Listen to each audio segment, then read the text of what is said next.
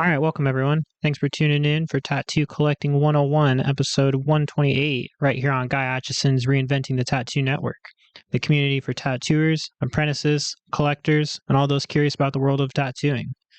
We encourage everyone to join these live stream and real world events as we aim to educate and inspire one another to create better art, tattoos, and to leave the community a better place than how we found it. We stream out most days of the week, so be sure to check out the full schedule of events going on at reinventingthetattoo.com. You can also find these shows on our Roku channel, as well as all your favorite podcast platforms. So just search for Reinventing the Tattoo and you'll find us there. And real quick, just want to say thank you to the sponsors that make this possible. So thank you to World Tattoo Events, the largest, most comprehensive resource of tattoos and tattoo events going on in the world right now. Tattoo Now, technology for tattooers. They're the leading edge in professional development, management, and digital tools for tattooers of all levels. And our affiliates at the Fireside Tattoo Network and the Apprenticeship Diaries. And lastly, just want to say thank you to Guy Atchison, who's the founder and the inspiration behind the Reinventing the Tattoo community. You can go to guyatchison.com to get your copy of the Biomech Encyclopedia, instructional DVDs, original paintings, and custom coil machines. And if you enjoy the knowledge we're spreading, be sure to share it with a friend. Kyle, I think that was the best intro I've ever heard you do in my entire life. Silky, like Just change butter. the location and you nail it first try? Aw. What? You take a camera off. And we completely thrust this upon him. Did you There hear was what he- no prep, nothing. Yeah. Did you hear what he said though? So we need no We just camera. need to take we the just camera need to, off of We just you. need to hide the camera from Right. So Kyle's new name is Intern Movie Phone. Or Oz. The great and wonderful. Kyle the Oz. Yeah. You stay there at your curtain. You stay there at your curtain. So, so today's kind of a cool episode. Pop-up episode. This is the second session that I've gotten the chance to work on David. And he has kind of quickly become a friend of the shop Yeah. in no time. Thank you. By the way, this is your third session, woman. 3? Did we do 2 days? Yeah, we did did back-to-back. so this is Yeah. 3 That days. doesn't count. That doesn't count. 3 Back-to-back days. session is one sesh. That's Yeah. one open skin time. One open skin time. One open yes. skin time. I've spent longer with her than she was saying, and I still like her. She's awesome. She's awesome. Already winning. And Ben's my BFF with the same birthday. I mean, yeah. How do you don't often find birthday buddies like No. randomly? It's pretty Like, wild. I had a feeling you guys were going to hit it off, and I had no idea. I mean, Ben had this idea to like do the show this way today, and I was like, sweet. And he was like, client gonna be cool with it? I was like, I have a feeling he'll be just fine with it. it was such a shot in the dark too, because I was like, hey, kind of throwing a curveball, gonna go out of town midweek. What do you think about It just happened to be a perfect day to do it. Yeah. So It's good times. yeah, I thoroughly enjoyed my day. Man, spending a day hungry, thinking about the next thing to eat. You have got my food brain running, let me tell you. Nothing makes you hungry like a tattoo. Yeah, That's true. We talk about bringing snacks. This guy brought a cooler. He brought food for an army of 2 for the whole day, and is still talking about ordering. It's not a problem. It's a bonus. Life is about enjoying what you want to enjoy. If that's what you get down on, get down, bro. That's a conversation about self-indulgence and then on the other side of discipline. Right. I mean, if you're disciplined enough, then you can have self-indulgence now and again. Everything in moderation, including moderation. As long as it's I'm a not stoic, are you? mindless self-indulgence. Yeah, so am I. Yeah, mindless As self-indulgence. long as it's not mindless. Mindless. Did we just bring up acid rock randomly? Chance it. But do you want to take a moment, David, and introduce yourself? Because I think you've got a really cool story worth sharing. Right. I am David, and I heard about Fawn's epic tattooing from a buddy in our hometown. We mutually share this hometown where we're from. And in Marion, it's awesome. I was like, are you just going to delete it? I don't want to say it's Marion, Ohio. It's awesome. There are nice parts of the little town. The best things that we Right on found. And but that being said, my wife really wanted this kind of special line work tattoo done for her mom's 10-year death anniversary. And obviously Fawn doesn't typically do line work. She was saying not really the small pieces. Mm-hmm. And I just hit her up on Instagram randomly, like, can you do this? And this is a really simple piece, but it means a lot to her, and she accommodated her. Nice. And then while sitting here, I was like, hey, also, I have some really shit tattoos that I would like covered up. And everyone says that in order to do it, I have to have them either like surgically removed first, or I have to have them, this is terrible design of something I would never want. Right. And she looks at me and she's like, oh, no, that's nothing, no problem. And then just creates this entire like galaxy scape that is just so epic. It's been such a great experience. And But to be fair, while we were working on your wife, we were kind of like talking about space and physics and all of the things, which is kind of what led Yeah. to this idea. So this See, wasn't just like a shot in the dark No, no, on no. like, let's do a crazy space nebula plasma ball thing. That's how I remember it. We clearly have a different memory of that. It's easy to intrigue an artist in things they're already into. Hey, do you want to do a picture about the things you talk about all the time? Yep. You know, I remember because we got to talking about like that's my background in school was physics and math in college, and we were talking about how I like fractals and I like all of the things that are extra of kind of like base norm science. I like things that are more fringe, Right. that are still considered radical. You know, quantum field theory is like the only theory you can actually believe in magic. Still, because like if you can't explain something that occurs, it's magic. If you Right. think about it. Right. If I take a letter to the Amazon and give it to a tribe of like, hey guys, check this out, they're like, whoa, sorcerer with the magic. Just because we can't explain quantum theory doesn't mean it doesn't happen. Right. You know. So Right. anyway, that's what we got talking about this. And here we are now, Pain Day 3. Mm. Mm. Well, yeah.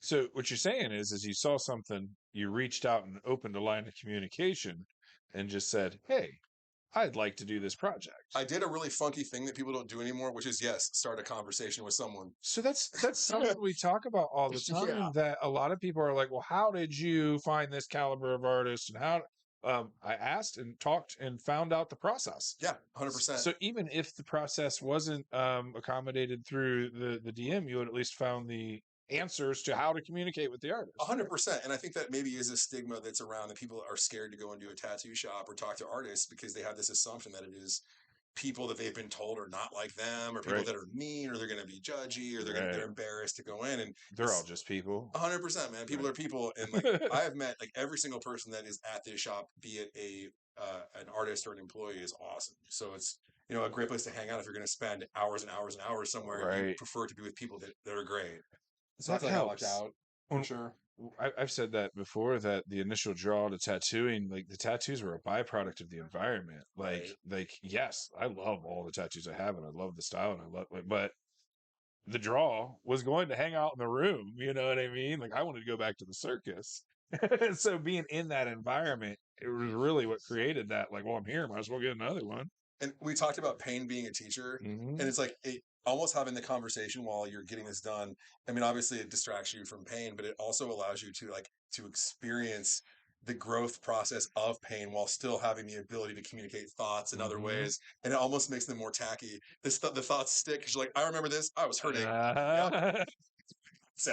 And it's weird that I think pain's the only teacher, because like even a conception of knowledge to be proved wrong is pain. So even if you think you understand something and somebody shows you a different way or a different angle, or there's a ego death in everything that you learn.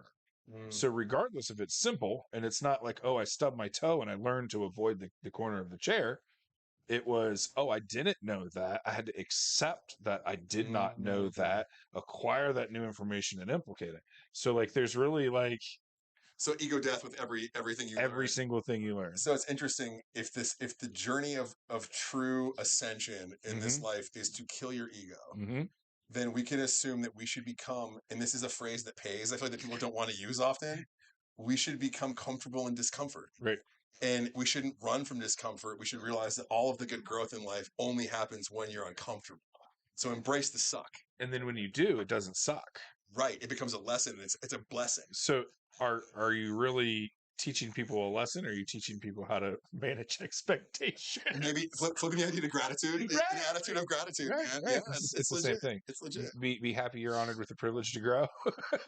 Right. You know, and remember, there's actually another phrase that I'd heard when I was going through particular shit time, was you're not going through things, you're growing through them. Right. I'm like, oh, I'm growing through this experience. And things don't happen to you, they happen for you. And I'm like, wow, just changing that simple little wording is really impactful, man. Like, stop using the word should. Yeah, 100%. Should, woulds, and coulds have no business in life. Just do or don't do. How very Yoda of you. How very Yoda. Indeed.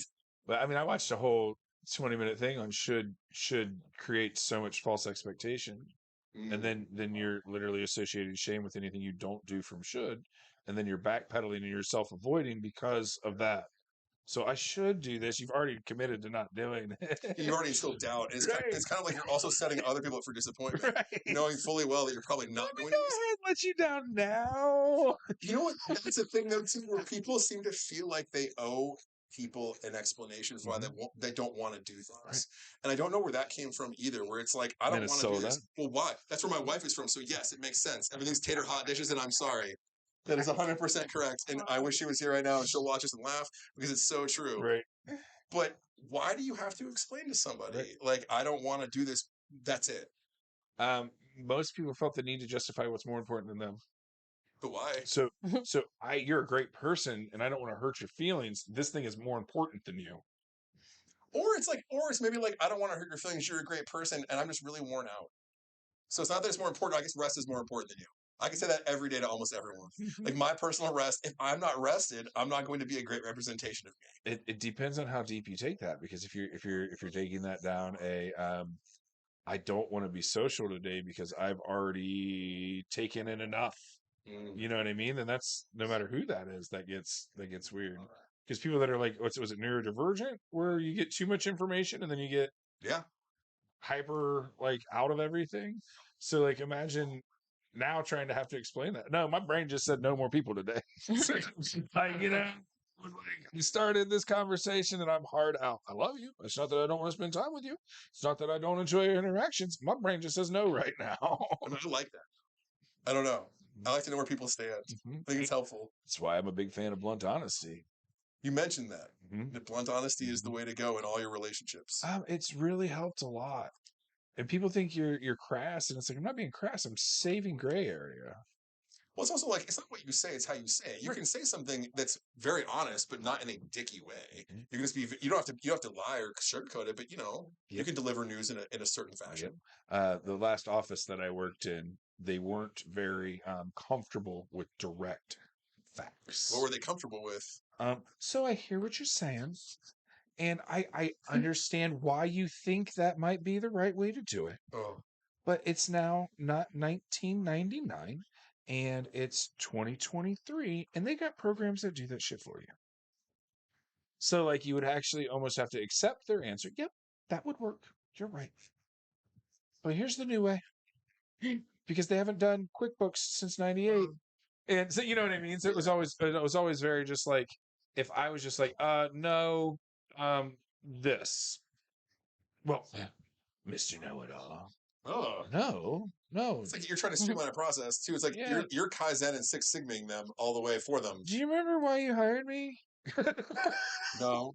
Because you guys weren't good at all this stuff? And then when I tell you how you're mad? Okay. Now. He would get so frustrated because his coworker, who was like supposed to be training him as their replacement, then did not need replacing because they then did not retire. So anyways, it was like the Department of Redundancy department, and they would still like print multiple copies of things off and file them in multiple places. All the while Ben's like, hey, we don't even need to waste a tree.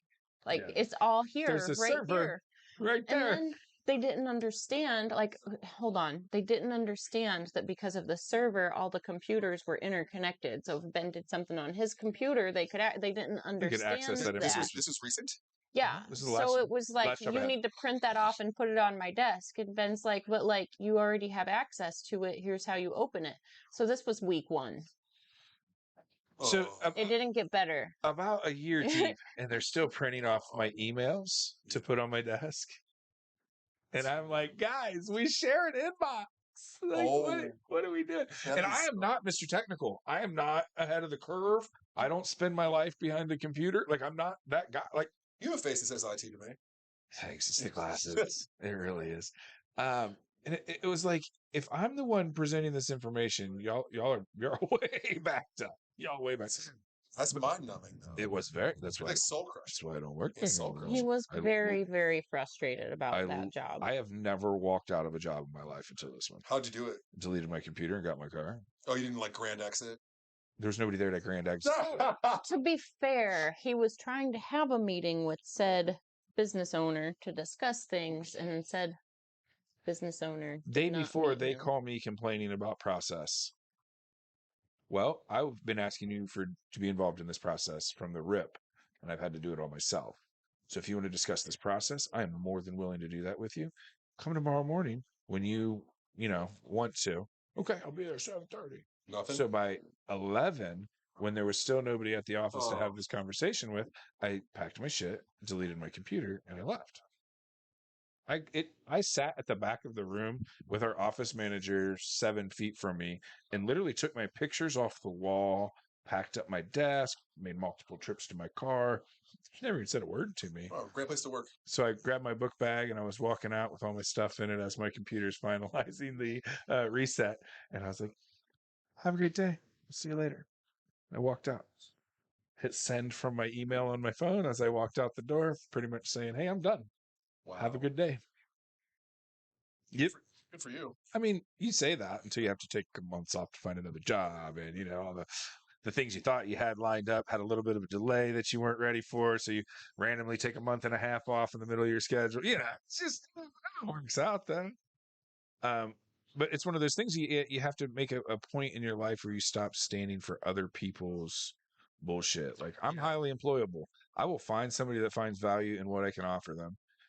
And obviously you're not it. And if you're not willing to work with inside the system that you set up, I'll find someone that is. I don't need $1 million salary to live. So I wasn't asking for the world here. Just want you to participate in your business. It's crazy to me. And I'd only been there a year. How touch can you possibly be? That's what you do. Like that you print emails. Mm-hmm. Like what a bunch of loss and just cost. Just it's Well, it's just environmental inefficient. cost, inefficiency. Yeah. We're 6 feet from me. Hey, I moved that to your folder. Oh. Not even in another room. To raise your voice. It's kind of like, just tell me what's up, man. Just talk. So when I started this company, the commercial estimating, right, and they used a program that was so out of date that they were hand updating their catalog of pieces and parts. Okay. So to build the estimate, you had to add all these pieces and parts in all the time. Their back catalog hadn't been updated in almost 10 years. So their pricing was outdated. So they're adding a random percentage to the end of their estimates anyway. And I was like, so you guys are pretty much just guessing anyway? So how about this? After I spent 6 months updating all their pricing, I was like, you guys know they make programs that do this on their own, right? And they're like, oh, we'll get that then. Yep. That's frustrating in a sack, bro. Yep. Yeah. No, thank you. Yep. So I'm like, I shouldn't be the one steering the ship at the new company in a new industry I've never worked in before. What's wrong with that? Nothing, man. It went great for a while. I mean, Fake it till you make it, man. yeah. So yeah, it's been an interesting ride. But I don't remember what my whole point of that was. Oh, some people don't like blunt. Oh. And they get their feelings hurt. Yeah. And it's hard to do, especially like we were talking about trying to book an appointment when an artist flat out says that's not my style, or that's not my wheelhouse, or that doesn't fall into my norm. It's not personal. No. They're not mad at you. They're not trying to reject you and say that it's not good. It's just not good for them. Find the person that gets down on what they're not wanting to do. If I called Fawn and was like, Fawn, I want American traditional on my face. I'd be like, you understand I'd be faking it first, right? So wouldn't you then rather have me go to somebody that specializes in American traditional?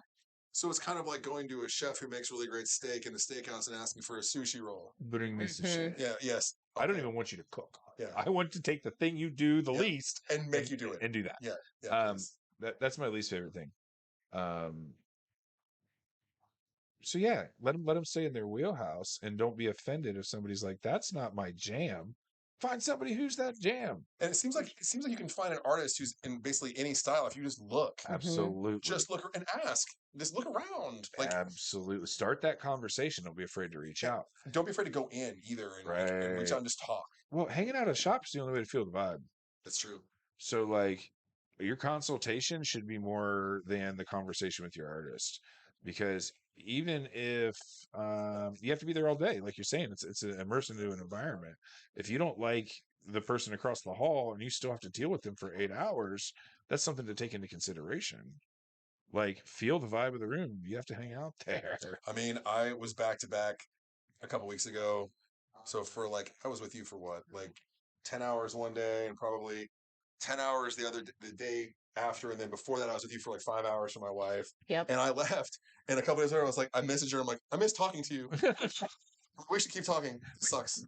We're having that conversation. Well, you're also very cool. So that doesn't hurt. Aw, well, thanks. Well, it's true. No, people are good. Fawn and I pretty much have a ongoing conversation continually About anything and everything. It just floats all the time. Like, that's the main reason podcasts worked for us, because it's like, what rabbit hole did you want to delve down to for the next 45 minutes and talk about some random pocket knowledge? You could round table. You could be like a wheel. We could put a wheel right now that's pharmacology, food science, natural sciences, and cosmology, astronomy. Like, Ben, these new mushrooms I just heard of, what can we make with them? Right. And he'll be like, I don't know, Fawn, what kind of trip are we taking with these mushrooms? We need to make the appropriate meal to complement the experience. Well, the answer is always fat. Anytime you're delivering any type of anything to your body, the idea is to encase it in fat. Think about why that is. Well, why? Well, because half the nutrients your body needs are fat soluble and require fat to digest properly and to get into the cell membranes. So if you take fat soluble vitamins without fat, they don't work. They just go through you. So you're saying that I need something other than just a pill? Yeah, pills are dumb. Yeah. I mean, you might need one. But at the end of the day, if it's got a psyllin in there, you might want to take it. But other than that, but it's true. It's people are like, I feel like shit, and what do you eat? Shit. Oh, I wonder why you feel like shit. It's funny how those things correlate so quickly and easily. Over the past couple of days, I was eating a lot of fast food and immediately felt it. Yeah, it's a fast way to feel like shit. It's just felt decrepit a little bit. That was the one thing I thoroughly enjoyed about intermittent fasting, because your meal mattered. So if you didn't eat, and you're only eating in an 8-hour window, if you didn't eat for the rest of that time, by the time it came time to break your fast, the food that you put in your system had a direct effect on what happened that day. So that people are like, oh yeah, eat whatever you want, because your body's naturally teaching you inside of that process that you don't want junk. So yeah, eat Philly cheesesteaks and ice cream for the first couple of weeks, because once you build the habit of doing that, your body's going to start rejecting it. So then you're going to want the better food, and you're going to want the better proteins. So to extrapolate on that, actually, it's interesting. So evolutionary research states that the gut was developed before the brain in the human. So people talk about the gut being the second brain. Really, the gut's the first brain, because the bacteria in your gut is what tells your brain what you crave. Mm-hmm. And so that's why people who have a diet predominantly covered in sugars and in crappy food, their body craves that. So the bacteria they fed, now that is their food source. And so different colonies of bacteria feed on different kinds of sugars. So that is now telling your brain, hey, feed me what I need so I live. And you've got a lot of parasites hanging out with you. So, I mean, it's an interesting thing to think about. What's really causing me to want this crap. Is it because my brain's not saying this is good for me? The bacteria is saying, feed me so I can thrive. Right. So you get candida overgrowth in this country, really bad cases of yeast or bacteria buildup, because they're only eating foods that feed bad gut bacteria. Right. And it's wild, man. It's crazy to think about. Plus, 90% of your serotonin's made in your gut. So it's your feel-good neurotransmitter. It makes you feel whole and connected. So if 90% of it's made in your gut, and almost everybody's got gut issues in this country now, people ain't so happy. Right. He thinks there's a correlation. Oh, wait. Yeah. Did I go down a weird direction? No, it's beautiful. No, it just makes perfect sense, because if you look at the average American considered to be obese, right? Yeah. So now if you're looking at that as an overall mental health issue, and you look at the rate of depression and the rate of suicides and the rate of mental health decline in the United States, it's insane compared to these whole food nations, for lack of a better term. Yeah, it's everything too. Sperm count in men has gone down over the last 30 years dramatically. The amount of men who are developing low testosterone at early ages is huge. From environmental estrogens, from crappy food, fillers in food, you just crash your hormones. Right. And these have really, really deleterious effects downstream. low testosterone is extremely dangerous for men for cancer Hold on, risks. rewind. What Sure. was that word? What? Deleterious? Yes. What about it? I've never heard that word before. Really? Divulged Not good. in it. Not good. Not good things. Degrading, bad. Okay. I mean, that's what I took from the context, Yeah. but I had never heard that word before. Yeah, like this is deleterious for my calmness. This Fawn tattoo. I love it. It looks really good. Thanks, man. I'm spilling on myself. I'm a damn mess. You only got one arm. You gotta. It's navigate. You got you're all down the front here. Yeah. Drinking that sweet G0 Gatorade for my no colon. Oh yeah, how much aspartame's in that? Oh man, I don't know on this one actually. It's funny. I don't hate aspartame as much as I hate sucralose. And I hate. Can we just avoid both? Yeah, I would love to. I hate that I have to use this stuff. Like like I just said, I have no colon. I lost it a couple years ago, and because the colon is where all your fluids are rehydrated into your body, it's really easy to get dehydrated when you don't have one. So you have to drink electrolytes all day. I wouldn't even thought of that. Yeah, no, I know. Well, why would you? Yeah, well, for sure, but that makes perfect sense though. Yes, that's why you're without a colon, food goes from your small intestine. Small intestine digests all your food. It's where all your food is actually brought in for nutrition, and the colon sucks the water out of that, and also sucks the bile salts out of that and reabsorbs them, and then you can form with fiber. You can get some poop-sized nuggets that come out. Because left to their own devices, that is not what it looks like without a colon. It is just liquid. So that's solidified into the large intestine. What a weird exception for one of our rules. Well, this is medical. I know. I'm sorry. We've got no. We've got this funny rule, but most of the time the context is a little different. Tell me the rules before I'm on the show. No, because it didn't apply. It didn't apply in this context. Tell me, what is this? It makes me uncomfortable when people talk about poop on the air. When we don't talk about shit, we don't talk shit. So talk shit's good, not good. So if we are we don't enjoy toilet humor because there's no clean way to do that, and then we don't talk shit about people. So if you're going to say something negative about a process or a person or an experience, we avoid their name out. We say I was at this shop and this experience happened. You don't say Fawn Baker at Red Tree did this horrible thing while I was there. But no, it's true. The only reason that talking about elimination is important is that it is a really big marker of your health. And being able to talk about what you weren't telling toilet jokes. Yeah. We were talking about health. Right. There's a big difference. I was just marking the caveat to our rule. But no, it's important to talk about that stuff, and people find it distasteful, and I would agree. It's not fun to talk about, right? But it is important for your health to be how does that look for me? How is it supposed to look for me? And what's normal? And so many people have GI issues. It's bananas. So that makes sense, though. Yeah, and I'm thinking about, like you said, emotional tie-in, depression.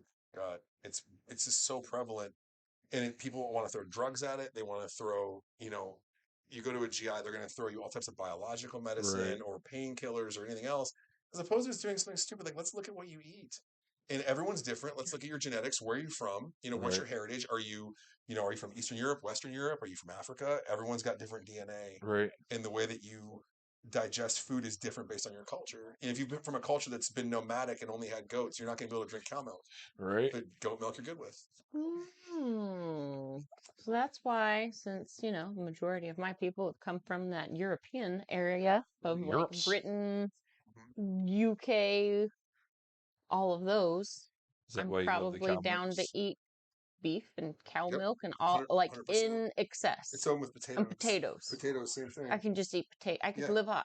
Honestly, I like vegetables. I do enjoy green food. I'm not saying I don't, and I encourage people to eat green food. But I could live off of good protein and potatoes. I don't think I'd get scurvy because I always tease my nephew because he's like, Sam, have you eaten a vegetable in the last your entire life? I feel like you're a walking case of scurvy. Put the pepperoni down, boy. There's a ton of vitamin C in potatoes.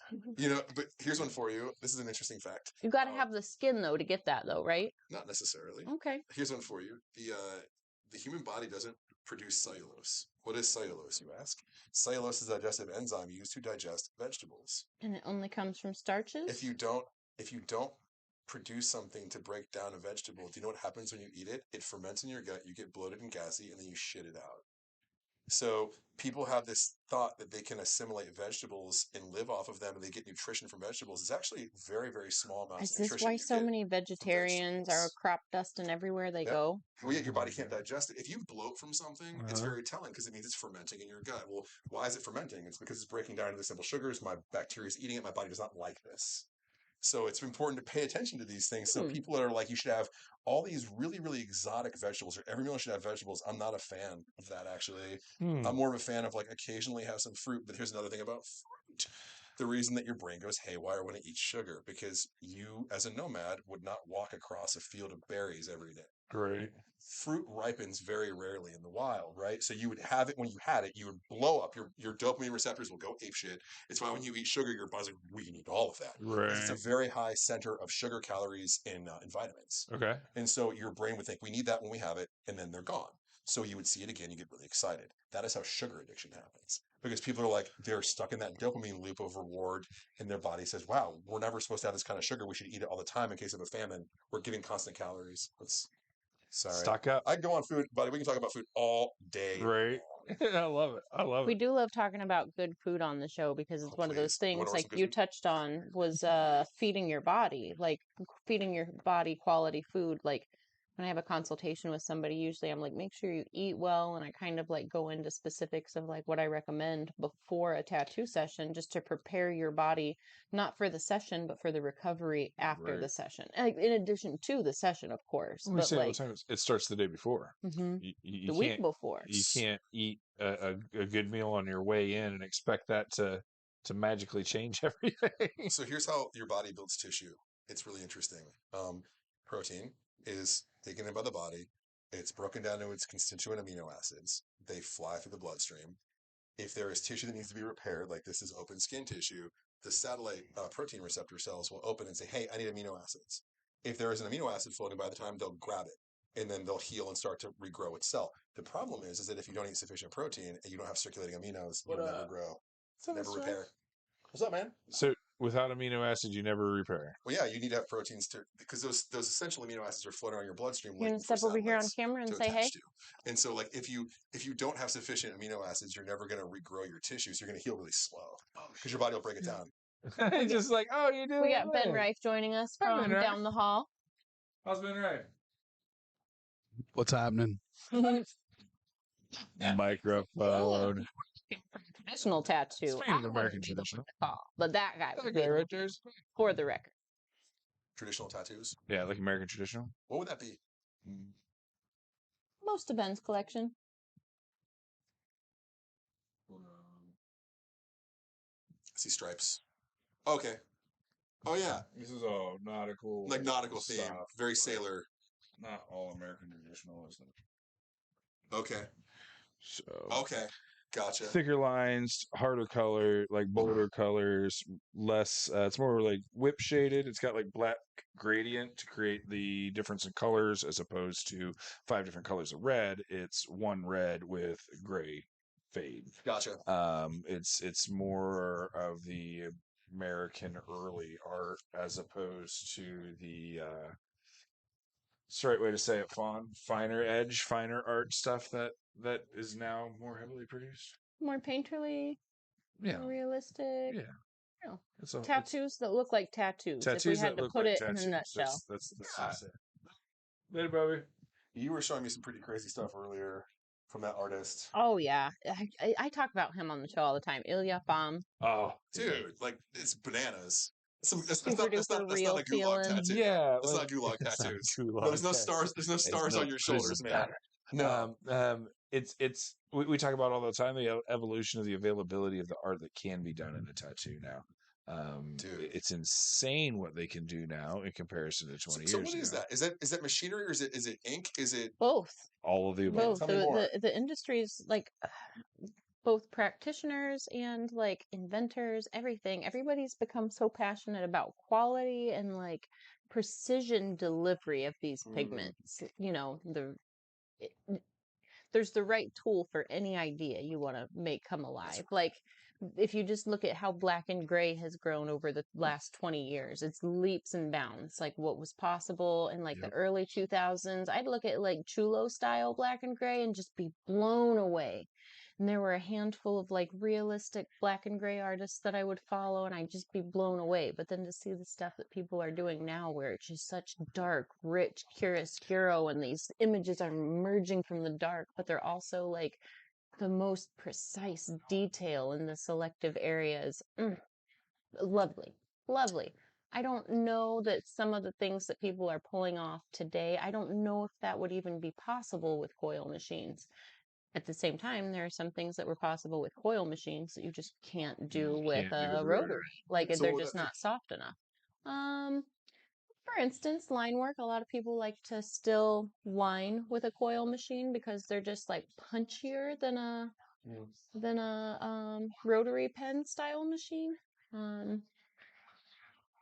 But like I don't know, the inks have come so far. Like the things we can do with color tattoos now that will heal well and will stay saturated. Yeah, there was 10 It just color wasn't choices even when I started getting tattoos. Yeah, it wasn't even Really? possible I'm 20 years exaggerating, ago. but like 12 maybe. How many maybe are there now? 12. How many colors? I probably have 200 colors over there, and that's like a Yeah. small, like, drop in the bucket. That's Well- like a handful of colors from a few different brands, but like Not that you a couldn't lot. make any color, but then your consistency was different. So every time Hmm. you would have to make sure you made that blue the same blue every time you worked on that tattoo. Mm-hmm. Oh, So, yeah. like, if you're mixing ink, and even if you still kept the half a cap with 5-drop white formula in there, what happens if your blue was a little bit more chunky on the bottom that day, and there's just less pigment in the what you dropped in? So now your 5 white drop should have been a 4 white drop. Now your color theory is all off, and now your shit right next to your shit doesn't match.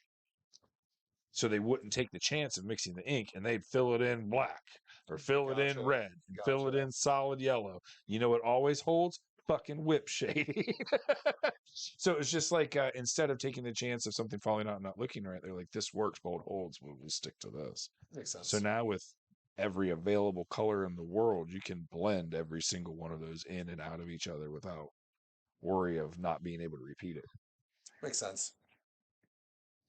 Consistency. Mm-hmm. That's key to life, man. Yeah. Every single thing. And Yeah. there are some colors that I have where, like, in the bottle, they're just dead ringers for one another. But like Ben said, there's going to be different consistencies. Like, I've got some colors, like, I really like Star Bright's Blood Clot because I can just use it as just a neutral undertone for, like, my dark browns to richen them Right. up. I can mix it with my blacks to transition into reds. Well, it's a lot to do with Sometimes I can people's- just use it to just imply warmth in a Right. black area. You know what I mean? Well, it has a lot Or to it's do with just a people's versatile skin color. tones too. I can't so there's an eternal color that matches it and is a dead ringer. There is a raw color that matches it that is a dead ringer, but I can't use them in quite the same way. Like I have applications for them, but Right. like they mix a little differently and they blend with like the other organic colors a little bit differently. So I can tell, like, even though they're dead ringers in the bottle, the formulas to make that color are a little bit different. And I don't know if you've ever really gotten that far into like color mixing, but like, let's say you're mixing latex indoor house paint. You can have 15 different formulas to achieve the same color, Mhm. but how that color might layer over top of another is totally different. Well, that's than- what I was starting to say with skin tone, just because everybody's skin is a little bit of a different color. So to produce that same brilliancy on somebody else is different. Like It's wild. every single tattoo is going to be unique because every single person's skin tone is a little bit different. Mhm. Your blue is the different from my blue, even if it came from the same bottle. That's a pretty Right. good, and the way we can have the same exact color but use it differently. Right. Like I just mentioned a handful of different ways I use one color, let alone like The clotting color. yeah. Clots. The blood clots.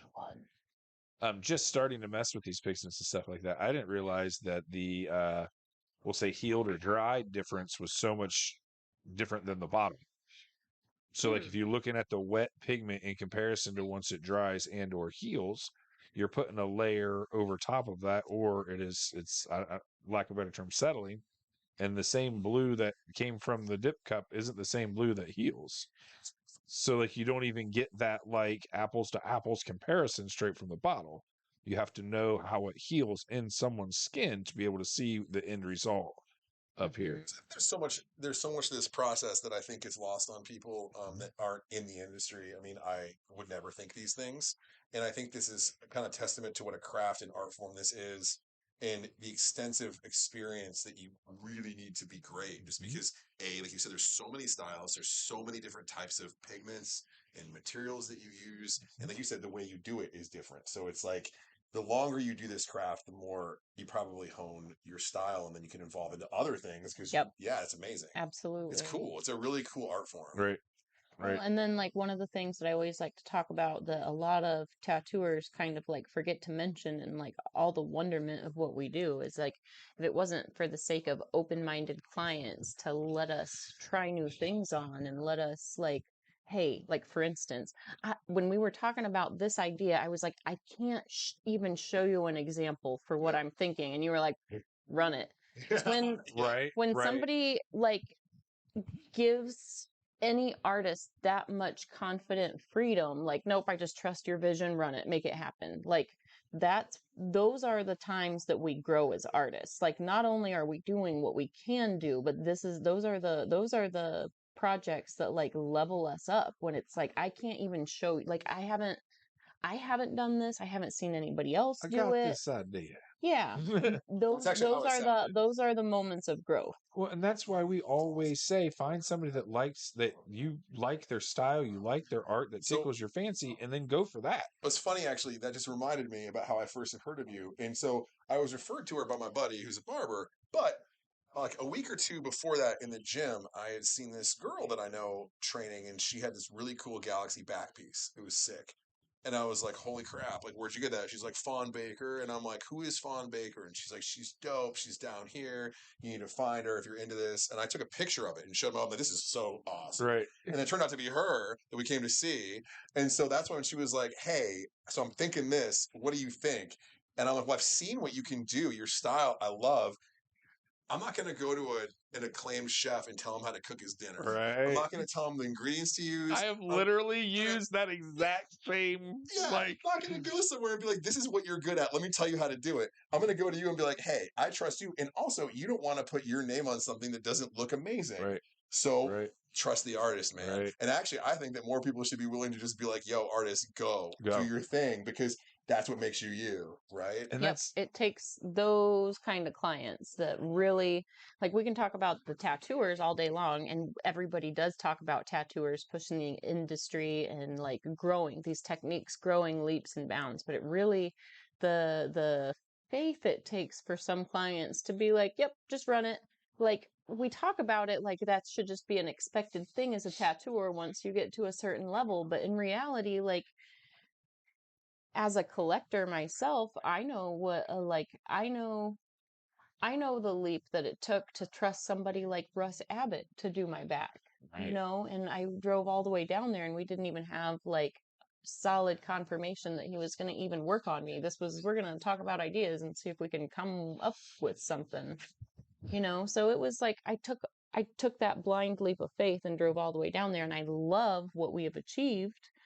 But it definitely was a reminder that like so many of my clients are giving me that same leap of faith. And those are the clients that like I said, not only are they just collecting like a piece of art from me, but they're making it so every piece of art that I do from that point on is a little bit more special and a little bit different because they trusted me to try these new things on them. I have the first piece with this trick done in it. Mm-hmm. Baby's mama's got one of Rich Cook's first geometrical tattoos because he looked at her and was like, hey, this is the new cool thing. I haven't done any yet. Will you be the guinea pig and let me try this inside of your tattoo? And now Rich Cook is like sought out for that crazy, colorful, unlike anybody else's geometric work. The only thing I asked her for was like no hidden Salvador Dali dicks. Like sticking out my tattoo somewhere that 2 years like, hey, wait a minute. When I'm upside down and I see it this way, I'll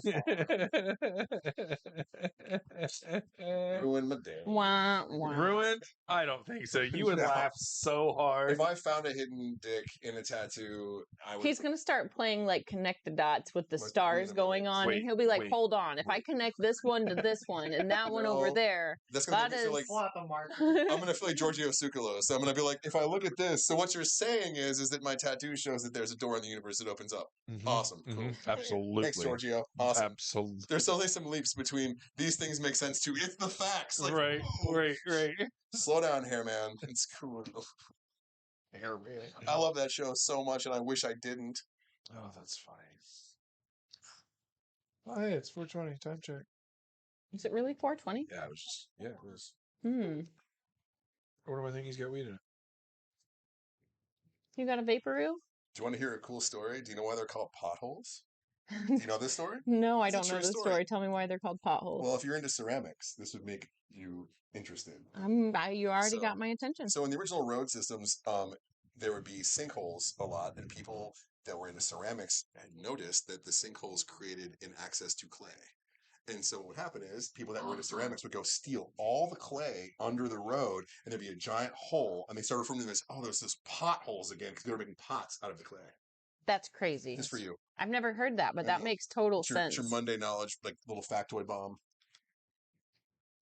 You don't need a Monday knowledge bomb. Knowledge bomb.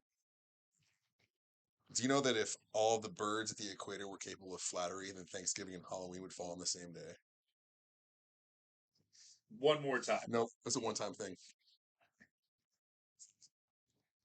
Think about it. Get back to me. I think I missed it. It's okay. Good. It feels good, actually. I like that. Is that like a sarcastic No, it joke? Like actually you need does. some Bactine, or the Bactine's helping? No, some of the little spots actually feel good. It's like a nice tickle. Like a little scratching of an itch. Yeah. I'm like my tricep that wants to kill me. Oh, I love this color. Oh, All the bleeding. Cool. No, not that. No, I don't care about that. Care about I love this color. That's. But no, it's funny. Really quick, talking about eating the proteins to heal. After my first surgeries, my doctors were blown away just because I kind of continued my diet that I was on before I got sick, and I healed like 4 times faster than the normal patient. And so I actually healed so fast that my skin grew at such a fast rate that it ripped. Where one of my big incisions, it actually ripped apart because the skin was growing above and below so fast that it couldn't wait. It ripped. So that was problematic, but it is interesting when you get skin damage, you get like a surgery, what you eat is so important. That's insane. What you put in your body matters, man. You know, That's insane. If you run a gasoline car, why'd you put diesel fuel in it? Like, why That's are you a running good point. like semi-optimal Or fuel? like if your car requires have you ever you've clearly had a car that runs on premium, right? Yes. Yeah. Okay. Never. So it doesn't take much to have a car that runs on premium. My smart car, Caddy Daddy, Yeah. you know. So what happens if you pull up to a pump that only has regular and mid-grade? Oh, I'm only getting 2 gallons because you're going to be angry if I put more than that in here. There is, it's funny. People like sometimes cars don't need that. Sometimes they really do. Like high compression engines that are really efficient require like high octane, so less knock. And it's like there's knock sensors in high. So when you made the reference about I've never had a car that has that, wink, wink. Yes, I love cars, people. I have a car problem. That power problem. That being said, though, there's sensors in those engines. Like those high-end cars will put sensors and be like, "Oh, you've been putting." And it's like, blah, blah, blah. Yes, you avoid your warranty that way. Is it really that much less? If you're going to spend that kind of money on something, They're not happy though. They're not happy running that way. And I grew up on dirt bikes, so I knew if I got the oil and gas mixture a little off, if I knew if I got that a little bit off, then it would run like crap. So like as I started driving, my stepdad and my mom had big trucks, and like occasionally, or like when they were going out and romping in the mud or the snow, they'd put premium in those big motors, and they always said that because the compression was hotter, it would blow some of the carbon out and actually make the next tank burn cleaner. The old So Italian there's tuna. these like, if then, if this is better, I should put it in all the time. And then my stepdad actually explained in some engines, they're not designed for that compression all the time, but it doesn't hurt to put that good quality fuel in occasionally. It used to be that you would take race gas and dilute it a little bit and throw it in your regular car and go hot lap it around the freeway to break loose all the gunk in the Sponge, engine, and by the time you did that and brought it back and let it It's cool like the down lazy way properly, to clean a carburetor. it's the best way to clean a carburetor with fire. Burn all that gunk off. Now, would I recommend that in most modern vehicles? Probably not. But like, you know, If fuel injectors don't love that, probably worked great It's like under I just drive Cutlass. them wide open. Oh, dude, Grand National all day. Oh, I would sell everything I owned for one right now. Not everything I owned, but a lot of it. Again, I would trade every vehicle I had for one. make right it more now. How about that? complicated. Will it make you morally flexible? If you could get a Grand National, I think you highly underestimate how flexible my morals already are. we talked about, some people that have rigid morals, some people are more like wet noodles. Right. They're still noodles. My shame receptors I are hear pretty you low. say spaghetti. Is that al dente or in the box on the corner? How flexible are you? Situationally so. Yes. Should be. I mean, most people would think it's never okay to hurt somebody unless they're trying to hurt me, and then it becomes more okay. It's a morally onerous situation. Right. It's not okay to kill people unless they're trying to kill me. Right. Then it's If then. hey, this is a permutation. Oh yeah, look at you. You guys are having way too much fun. Here. We'll see. Not every. I think I don't even need to be here. What's that? You want to be here? You can have fun.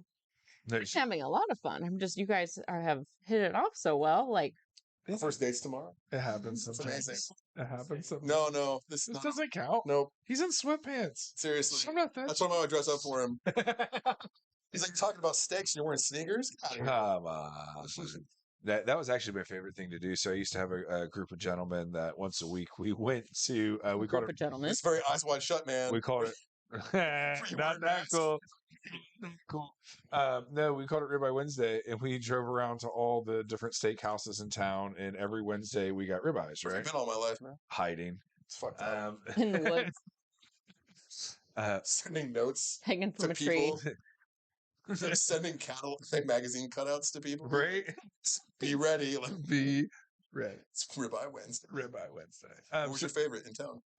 Don't say the top. No. Thank you. I mean, I like the top. Come on. I do like the top. Does it look from nostalgia or do you like the food? No, I like the nostalgia. Yeah, because The food's not horrible, but at that price point, it's good. it's offensive to me. So It's offensive. If I'm paying $60 for a steak, I'm going out to eat with you then, Please sir. I will express my displeasure. I will express my displeasure. We were never. How do I say this without being offensive? We stayed in a certain price point because not everybody could afford the $200 dinner, So like, we tried with that. We tried to keep it about the $100 range, so it limited some of the things we could do. But at that price point, Jay Gilbert's, little hole in the wall. So Worthington. Yeah. Worthington, right across from Jay Alexander's, which I always thought was very straight. Jay Alexander's, Jay Gilbert's. Well, Gilbert's was there first. Yeah, Alexander's is a chain. Yes. That is Applebee's with steak. Let's be honest with each other. Good. I don't like it either. If you're going there for lunch, it's amazing. The salads are too big. So here's what I've noticed. If there's How do you have a salad that's too big? Just stop eating really, the lettuce, step and leave the lettuce. So it's been my impression that restaurants that offer big food, like Cheesecake Factory, places like that, nothing is ever really good. It's just okay. Yeah, because you get a lot of. If you have a 75-page menu, how can you be good at anything? If it all comes from a bag. They have a good commentary. So it's all sous vide? Yeah, majority of things in restaurants that size they're all sous vide, or either sous vide or commissary. They're pre-made. They come in a bag. They come open and they cook them a different way. Tattoo podcast talking about sous vide. This is going in a good. Oh, we talk about food a lot. This is not the first time we talk about sous vide on the podcast. Let me tell you. Yeah. Actually, that's a fun way to cook a steak. You want to talk about having a good time? Sous vide at like 70. Yeah. And let it set. Give it 40 minutes or so. Sear it and bake it.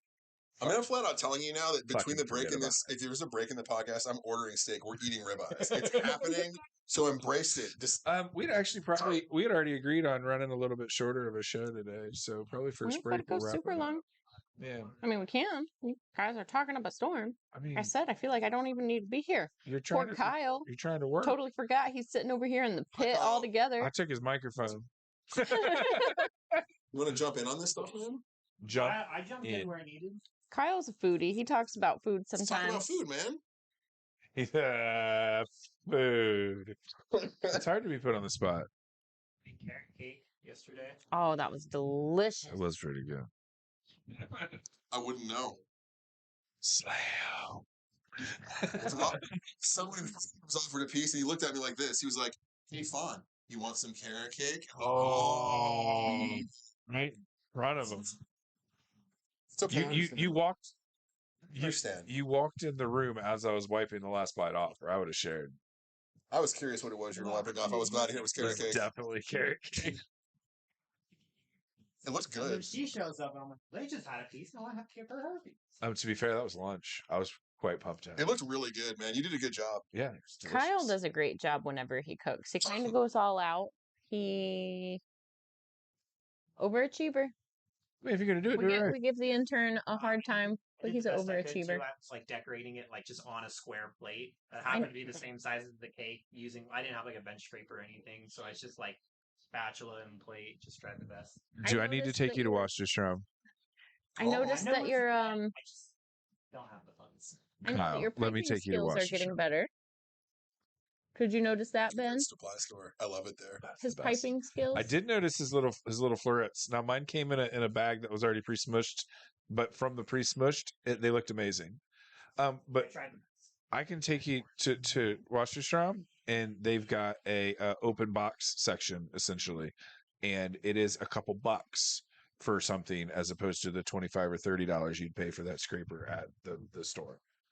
Wasserstrom is amazing, and it's restaurant grade. It's Got there off 71, right? Yeah. So it's a paradise. Yes, I love food so much. To see how it's made. It is the spot. Oh. Wasserstrom Restaurant Equippers. And if you want really, really cheap shit, we'll go to West Broad. Restaurant Equippers. What? Oh. High Street. Is that one any good? Which one? The one that's like north of German Village, maybe Brewery District-ish. No, it's on High Street. I am not sure. I'm just going to be real with you. So it'd be a little bit south of Broad. I'm one of those people that when I found the one place that worked, I never shopped anywhere else. So I've always it's been Wasserstrom. It's very like Cold War, like Eastern Bloc science.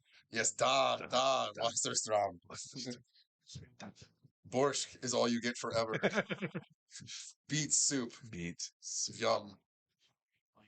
Restaurant supply stores for my starter. Yeah, they're a good one. Fawn sent me a video of snails eating beets the other day. Oh yeah, it might have been the coolest thing I've ever seen. First of all, I didn't know if they can like. So you want some pet little land snails, don't you? A beet, but since they were almost translucent, you could watch the beetroot go like up through their body. It was fucking cool. That needs to happen. Yeah. Snails. You gonna start growing snails? No.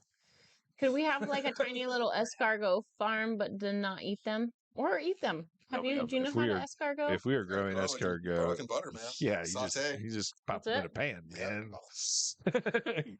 They start to curl, and then you. Yep, I'd let that happen. I don't know that I've had escargot. If I did, I would have been very young, but I definitely would have it. You know, I eat all the things that come out of the ocean. Why wouldn't I eat a snail? We had this conversation about shrimp too. Can we just farm shrimp? They're very picky. We would have to have a large operation. It would be a long time before we could eat any. A Bubba Gump boat might be more feasible? Yep. What would you call it? Bubba Gump boat. Duh.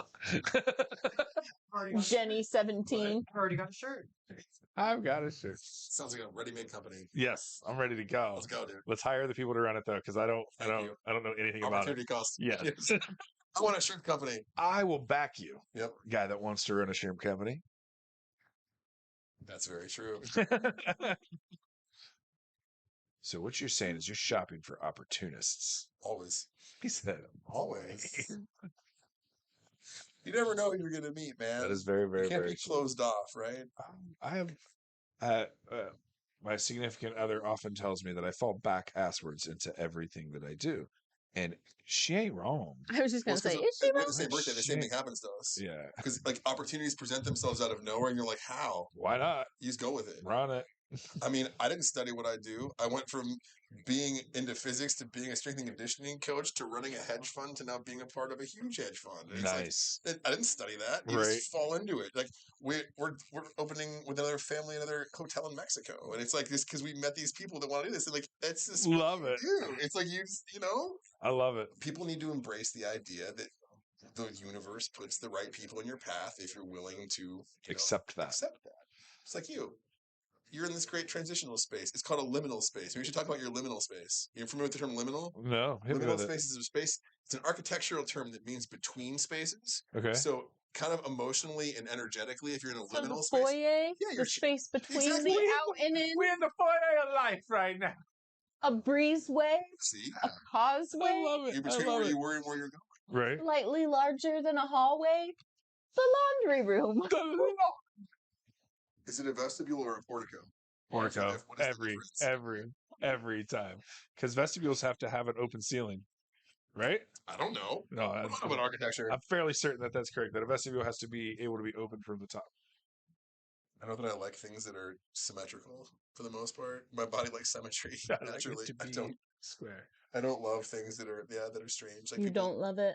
people build homes that are really strange to me sometimes, like when they make choices, when they get to build homes. You know, everyone's different. I just am curious why they do what they do sometimes. Like, oh, that's a choice. Right? That's a choice. You know what? You know how I know sometimes that I was born in the time period? What time How period? the thing is, Which time? What time period? mid-century architecture and furniture just makes so much sense Like to mid-century me. modern?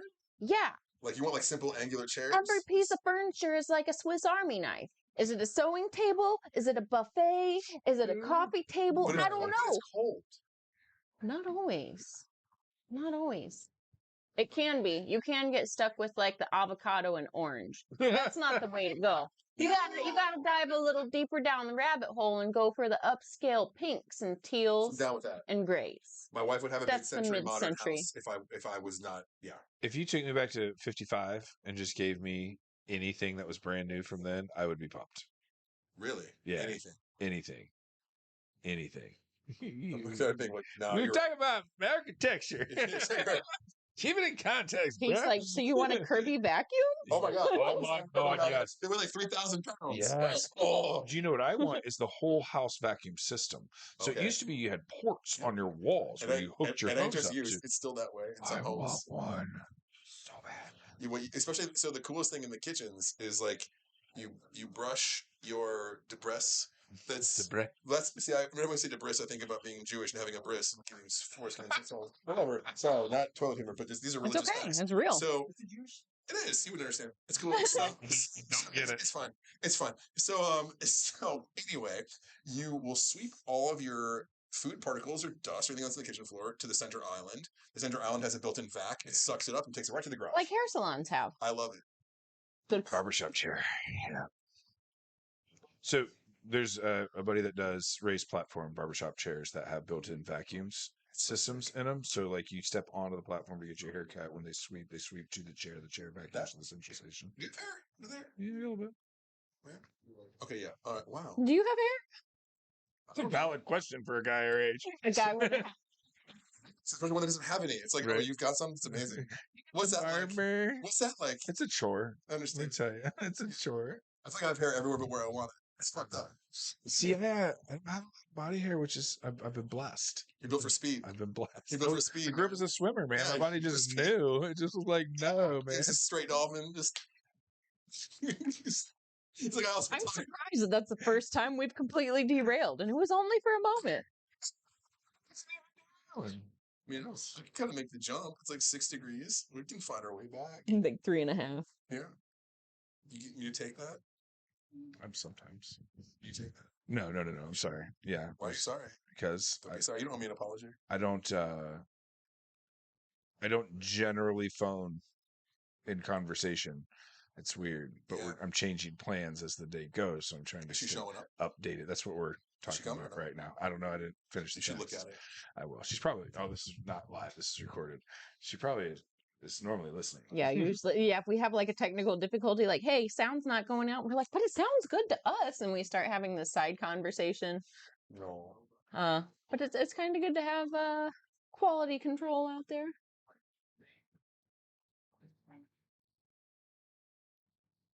So I'm about ready to put our final whites in this little area, and then we'll move on to the next spot. Sweet. What do you want to do to the inside of this? It's Uh, and we talked about a constellation. Orion? Yep. Is that what we were talking about? Love it. So, and I'd still love to put, like, in this area that, like, icosahedron shape or on your elbow, either or, but... Probably end up doing that. Just let her do what she wants. It's fun. I mean, it's your body. I just want you to like the choices we make. Well, yeah, that's fair. my shit. Fair. Well, I want her to like all the decisions we make then. What do they say? Happy wife, happy life? Oh my God. Happy spouse, happy house. Everyone There we go. matters. All I say is what's mine is hers and what's hers is hers. Right. That's yours. It's fair. I get nothing. Exactly. I understand. Every morning, hey, I'm sorry. For what? I don't know yet. Everything that's coming your way. Just getting ahead of it. No, if that were real, that'd be great. I get up at 4, and she gets up at 8:30 when I bring her breakfast. Her life is pretty okay. I'd let that happen. You'd let him bring you breakfast? I mean, anybody. Not that I'd be particularly stoked about your breakfast. But I was like, man, 8:30 breakfast in bed sounds pretty I was in bed. luxurious. Start spotting when I go to the gym, and I love my wife is amazing, so she deserves all of this. I will drop off like a Ripple, like a protein drink next to the bed at 4 a.m. So whenever she wakes up, she has something to eat, and then I'll make her actual breakfast sometime in the morning when she gets up. That's amazing. I love my wife. Yes, it shows. I also love my life, so I should love my wife. Fair. So I don't lose my life. Fair. Mm-hmm. These are important Circular. things. Yes. Circular. Self-preservation, bro. There's a long game in here. Yep. Like, yep. Let me take care of you so you can take care of me. It's a hard thing for people. Like, you can't just show up and... Because you're supposed to be selfless. Everything is supposed to be That's not realistic. in servitude. But if you look into the opposite end of the spectrum, that comes from religious shame and having to be a servitude, right? Yeah. So if you take care of yourself first and look out for the things of other, that's actually the exact opposite of what modern religion teaches you. That's true. And then also you're not operating from a position of scarcity. Right. Where you're constantly afraid of losing everything and being judged by a God from 10,000 years ago who's going to spank you over your food choices. Exactly. I'm going to go to heaven. Like, the Jews are so great. I love being Jewish. Some of their shit is so stupid. Right. I mean, every religion's got stupid shit in it, but come on. You think I'm going to go to meet my maker on the day of, like, whatever happens, whatever the shit happens, and he's going to be like, you've been a great person, really into your philanthropy. You helped a lot of people. But that bacon, bro, dude. Sorry, dude. One of the things that murdered it. When we jump down like the religious rabbit hole, I love the way Ben is like, "Come on, people! You know the reason the book says not to eat pork? It's because they didn't have refrigerators, and it was a bad idea, and it would poison you. It was gross. Yeah, you probably died. No fish on Friday. It will not only send you to hell; it will send you to hell next Tuesday because you could have died. It's a valid point. Well, and what's it say when you're not supposed to mark your bodies with the dead? And that's what people always collate to the tattoo, and that's where they claim that the Bible talks about not tattooing yourself, but really what it is they used to take ashes from cremations and mix that in with whatever pigment they were injecting into somebody's skin.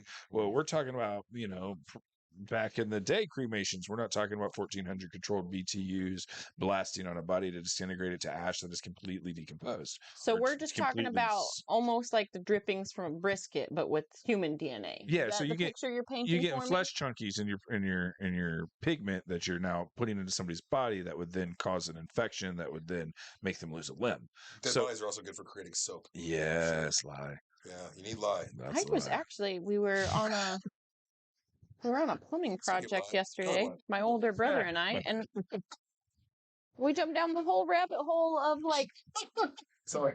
We jumped down the whole rabbit hole of like what lye is and what it's used for, and he's like, I don't know, but they use it to dispose of bodies. I'm Absolutely.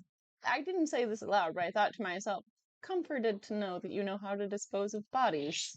Well, I mean, the reason you know that's from growing up on a farm, because if you've ever been somewhere and you've got the dead horse that you need to bury in the back, you're not making a 35-foot mound.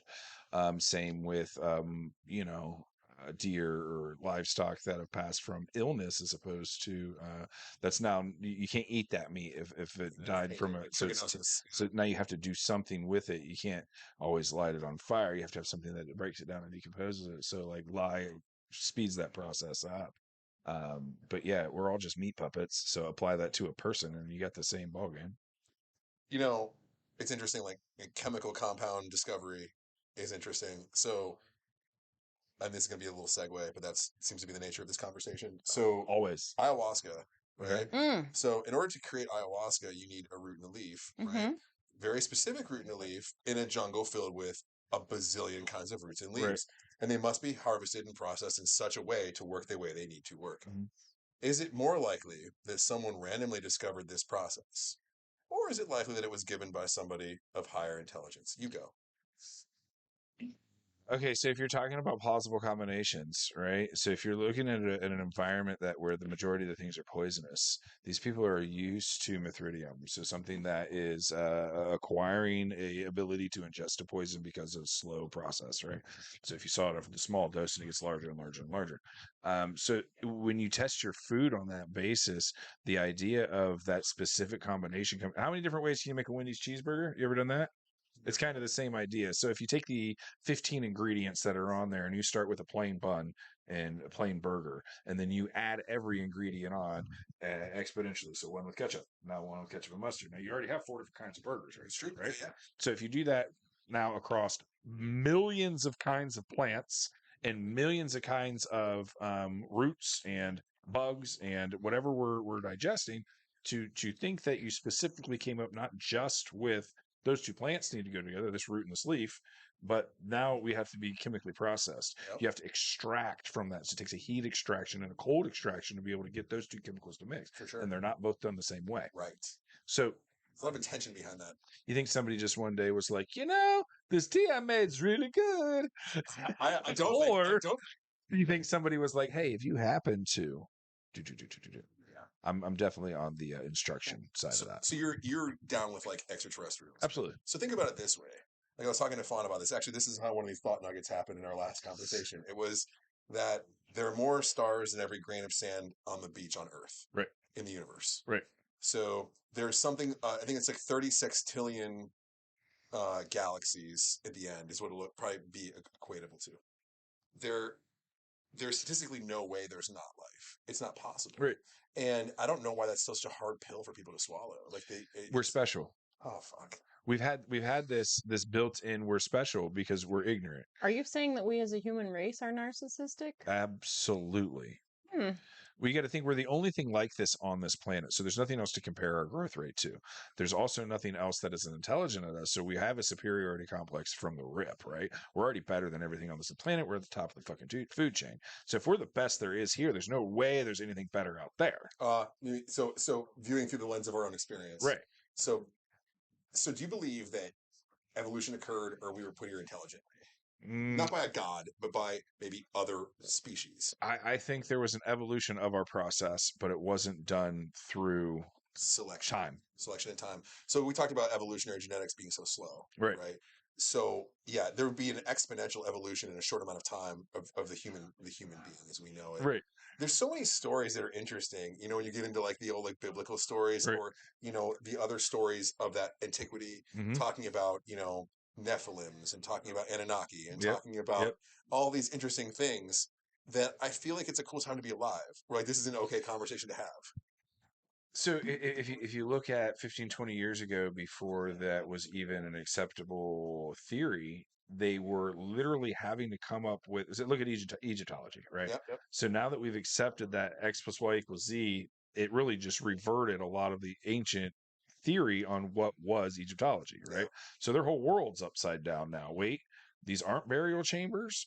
Wait, there's never been a body in. Yes. So now they're finding chemical deposits inside of the chutes inside the Grand Pyramids that made a burnable fuel. Well, it made sense too if you look at what the materials were. Using a quartz casing on a material like that will conduct electricity, right? And it's resonant. One of the things that I like to consider whenever I watch anything along this line is when they start talking about how the river itself has moved. As a river, any river over time moves. It's the nature of a river. It meanders, it picks up material, it deposits material. In doing so, the path of that river changes ever so slightly. When the pyramids were built, that river ran right in front of them. So that was like the direct water source. What do you need to make a battery? Water. You need to be able to pull ions through metal. You need to be able to have water. Yeah, you need water for sure. Right. And that's why obelisks exist. I think that's. Right. Are you familiar with that theory too? Yep. The obelisks are transmission stations Points. for power. Yeah, Right. they're points. It makes sense. So if you take Tesla theory back a whole nother step, and you look at transmission of power through direct points and then receiving that frequency through the air, that is exactly what the global grid was about. Yep. So if the ancients were here to create global grid for power, what's to say we're not linked in the same grid with everywhere else? So if you're traveling, if you're taking that energy to create portals to then have transportation through space, right? Let's call it that. Yeah. We're shortening space. What's allowed? It's the quantum theory allows for the movability of space-time as a constructed structure. So you would call it a wormhole. So that's allowed. Are we not just a gas station that's been overdeveloped? This is kind of what I think the moon is. So we were put here to create these things and to help build and do all these things, and now that our grid has been broke down, our gas station is now invalid. Yeah, it's like, why would we even go there? The gas station's broke. I'm not going out of our way to go to the broke gas station. That's a really interesting idea, because if that's all it was, and if we were farmed and raised by another species to have a job, that's an Anunnaki theory of so that, what is it, the Babylonians were like, hey, these people came down and they all carried these little suitcase things that looked like oxygen or something. They weren't able to breathe here. Ironically, Kokopelli has the same thing. Chichen Itza's got the same thing. And if we were put here with a purpose to create these structures so that other cultures could fly through here, refill on something, zoom out, then we really are low totem full food. I think that's an interesting pill to look at ourselves through our lens. Well, and if they have the ability to come to us, but we don't have the ability to leave, how small does that actually make us? It should make us feel infinitesimally small. Right. As to the fact that, here's a little fun science fact for you. I don't know if you're really key on reading science facts. Fun science There you go. So almost every galaxy is held together by a supermassive black hole at the center of every galaxy. Okay, our Milky Way is the same way. Recently, they discovered a free-flowing, out-of-control black hole flying through the cosmos, but it's moving at such a speed that it's not extinguishing matter. It is creating stars by the thousands in its wake. It's flying so fast, and it's spinning up hydrogen so fast it's automatically fusing into helium and creating these thousands and thousands and thousands of new stars in its wake. When these things are happening at the scale that is the universe, how could you possibly have the ego to be like, yeah, like we're it for sure, dog? Like it made sense when we thought we saw the edge of the galaxy.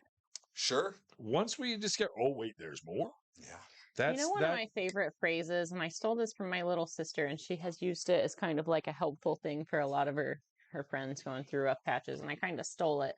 Tell me. You don't know what you don't know. Yep. That's extremely Ignorance true. is bliss. It's the same reason I don't watch the news.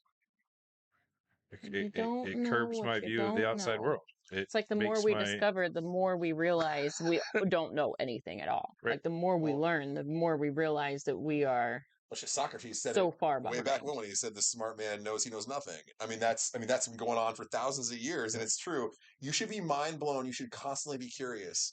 You should never say the following thing: these are facts. These are ideas. Ben, I'm going to put you on. You may or may not know, but where in the old book that we talk about all the time, where does it talk about living with childlike curiosity? That's a big deal. Yeah, that's above me, but that's Old Testament aside from us bouncing our random ideas around, like the books even tell us, and we could talk about any book, but they tell us to live with childlike curiosity. Right. They tell us to keep seeking out new information. They tell us to keep seeking understanding, and you can apply this to any book. Yep.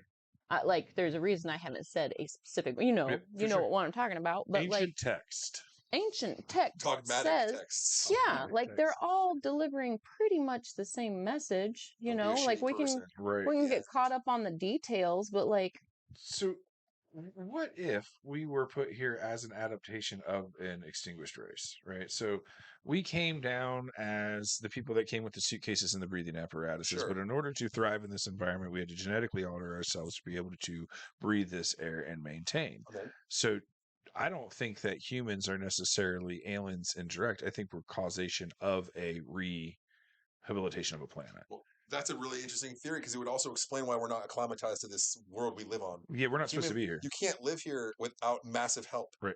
Like you can't Tell me live hardly, one place on the planet a human being can survive without clothes. We Only can't the- survive in the sun. Right. We can't survive in the cold. Like only, that only the horse alone. latitudes. I feel like you would have to be somewhere where you'd be able to get into the dark through a jungle and then live around the equator where it's always warm. Right. And it's all you could do. So like where ancient man lives. Yeah, it's all you could do. It's the only place. You should never leave. You should never leave. Right. You should never go anywhere. You can't live in. So you're saying that the original theory behind population starts where people could survive in those environments. Why would they leave and go to places they couldn't survive without massive help? Nutrient efficient. Maybe. So actually, that's the other problem that I think that people don't want to talk about, and that's massive Earth overpopulation. Oh yeah. So 3 million, bud. If the world consumed resources at the rate of America, we would need 3 Earths to sustain the resource.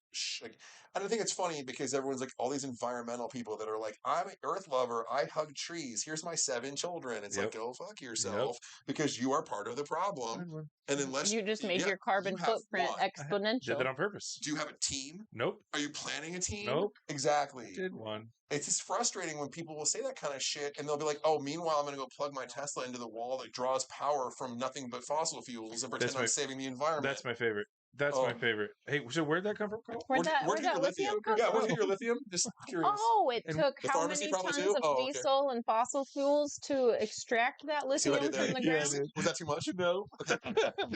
You were just like Bert Kreischer, and I was really excited. I wanted you to tell me you were the machine. Happens all the time. Tell me you're the machine. No. I am the machine. Come on, please. Come on. I get Bert Kreischer all the time now. Yeah, you have the same delivery too. The same comedic delivery. I love timing. it. Tell me a story about your kids that are funny. No. Tell me a story about your kid. No. My kid is hilarious, but good. That's interesting though. The idea of like being brought here for a specific purpose, much like sheep. Mm-hmm. You have a role that we don't want to do. So the answer is 42. And then you cut to the SNL skits with Kate McKinnon after she's been abducted. Yep. So why do we value gold? What? Why do we value gold? Well, I mean, it's a good conductor of electricity. Okay, and why the fuck do we care about a conductor of electricity in ancient times? Oh, because it's shiny and it makes jewelry. Okay, so or were we knew that it was good for that taught to mine gold? Yeah, mine gold.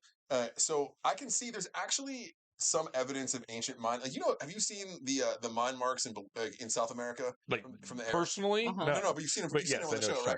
There's obviously some kind of large scale operation happening that we don't know about. Why are there these things visible from the sky that only you can see from space? Right. Like, how are things so perfectly made, and why are they so perfectly made? Because that's a lot of work, dude. First of all, we're talking about stuff going on in like Central South America, but let's talk about the Indian mounds in Ohio, 100%. all over the place. They're right here under our noses, and we don't even talk about them. Yeah, you know, Mound Street in Columbus was called Mound Street because it was one of those mounds, and they leveled it because the city was growing. Yep. That makes sense. Let's go ahead and desecrate some other stuff. We don't know what it is. Level it. It's my America. Serpent Mound is one of the few places in the world with anomalies for like compasses and magnetic issues. Yep. Yeah. You can like wipe your phone if you go too close to things there and shit like that. Like, it's good to know in case you're ever in an emergency. Like, oh god, I'll see you at Serpent Mound. Bye. Yep. Nope. I know nothing about what you're talking about. Nope. Dead Zone 7. Dead Zone 7. Yeah. Meet me at the mound, bro. You know, man. You know. Where do you get your lithium? Where do you get your lithium? From China and CBS. Depends on environmentally safe and friendly. Thank you. How is that? Because I know because it comes in a battery, and Elon said it was fine. Elon said we're good. Yeah. Sorry. No. So wait, can't we do all that with steam? That puts steam back into the world? I mean, so that's talking like that is what gets people killed. Are you familiar with fusion? Are you familiar with fusion? I mean, on what level, bro? So like fusion, like Asian and French combined in a dish, or like throwing neutrons at each other. It is. Right? We should do that. So no, the idea of fusion only needing like heavy hydrogen, right? So deuterium or tritium, but mostly deuterium. So deuterium is hydrogen with an extra neutron. Okay. Okay, so it's heavy hydrogen. It's in seawater. So if you are to fuse hydrogen into helium in a fusion reactor with enough magnetism, you create power, free power, and the only side effect is steam. Okay? We have the ability through tokamak to create fusion. It's already been done. It has net positive energy. It creates more than it puts in. We've created stable fusion, but no one wants to mess with it. It's really wild to me. That's the only sustainable fuel source on the planet. That's the only renewable, sustainable fuel source. And we're just like, nah, bro. Yeah, we're just like, nah, it's too expensive. Don't want to fuck with it. Well, I mean, we haven't think burned up about all the the fossil first fuels engines yet. and how efficient they were. They were steam engines. It Yep. would be a small fire Mhm. that created a large amount of Mhm. steam, and that steam created Well, that's unstoppable momentum. That's why we depleted the majority of the railroad tracks. That's why we took out the rail cars. That's why, because roads and the interstate system was developed for the sale of cars. So inefficient, and it's such a bad way to transport. Why do we have no train system in this country? Really? Right. Like, go to it. Because the car companies Yep. built the roads here. That was an ironic question. No, I'm laying out. Yeah, There's nothing rhetorical here. I think you should totally go on that tangent, man. It's so real. It's the truth though. I mean, like Columbus used to have a trolley cart system that was all ran by electric, and now it was all ripped out to put in wider roads because easily go from like LAX to anywhere in the cities because they took out like all trams, all form of public service. That way you have to take a car. cashmongers. Yeah, that's unfortunate. But I mean, electric cars are not the answer. They're No, just not. I mean, you can't. In solar and wind are great. You can't create enough energy with these products. So, like, fusion is interesting. It does require. I mean, it's how stars operate. I'm sure you know this. This is not necessarily new information, but like, stars in the universe only work on fusion. So what happens is, Yeah, because everybody knows how stars in the universe work. Here's how stars work in the universe. That's common knowledge. Okay, so here's how stars work in the universe. Ben's like, yeah, exactly. Duh. So like. In a nebula, you have circling hydrogen gas. That's what gives it color. As you get different gases, you get different colors. That's what nebulas are. Eventually, that hydrogen will start to clump together, and it'll get heavier and more viscous, and it's going to start spinning, and it's going to start spinning faster and faster because gravity does that. When things get more massive, they move quicker, and you end up eventually having the force so strong, the gravity is so powerful of this clump of hydrogen that eventually two hydrogen atoms will squeeze together and create helium. Helium is then created, and in this exchange, there is a net gain of a neutron that flies out as energy. Okay, this is an extremely powerful event. It's so the bombs that were dropped on Hiroshima and Nagasaki were fission bombs. You split uranium. Right. Thermonuclear bombs that we have now require a fission style detonation that then it starts a fusion reaction. That's why the bomb yields are so much higher. Right. So you've got this hydrogen helium happening. That's what our sun is. All day long, all that's happening is that sun is taking hydrogen and creating helium. The net result, massive amounts of energy, heat, and light. Okay, cool.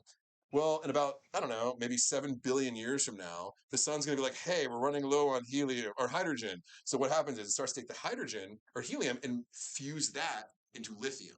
Because as it runs out of the original light fuel source, it goes to the heavier fuel source. It's like, hey, we're running out of shit. Gravity's compressing all these things. You create lithium, you create nickel, you create every single element in the world. By the way, every single element that's in you, that's created, that is on this planet, came from a star supernovae. Because all of the elements of the universe, the only element in the beginning was hydrogen. Right. That's it. In the Big Bang, hydrogen.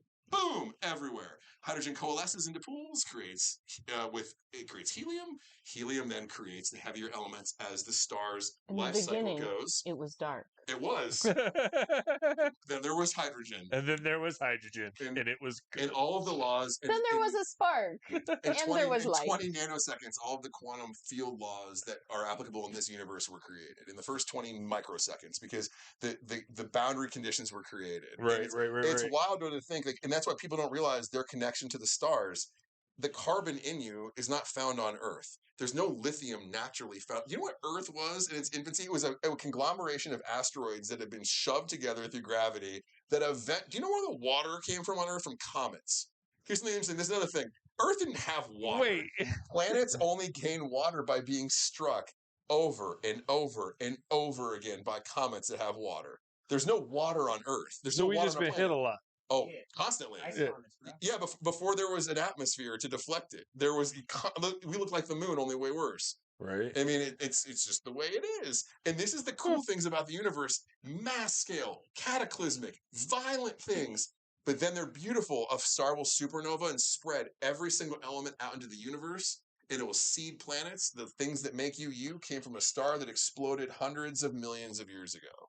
And that's rad because that's ultimate recycling. Right? You too will Things be that make recycled. you. Yep.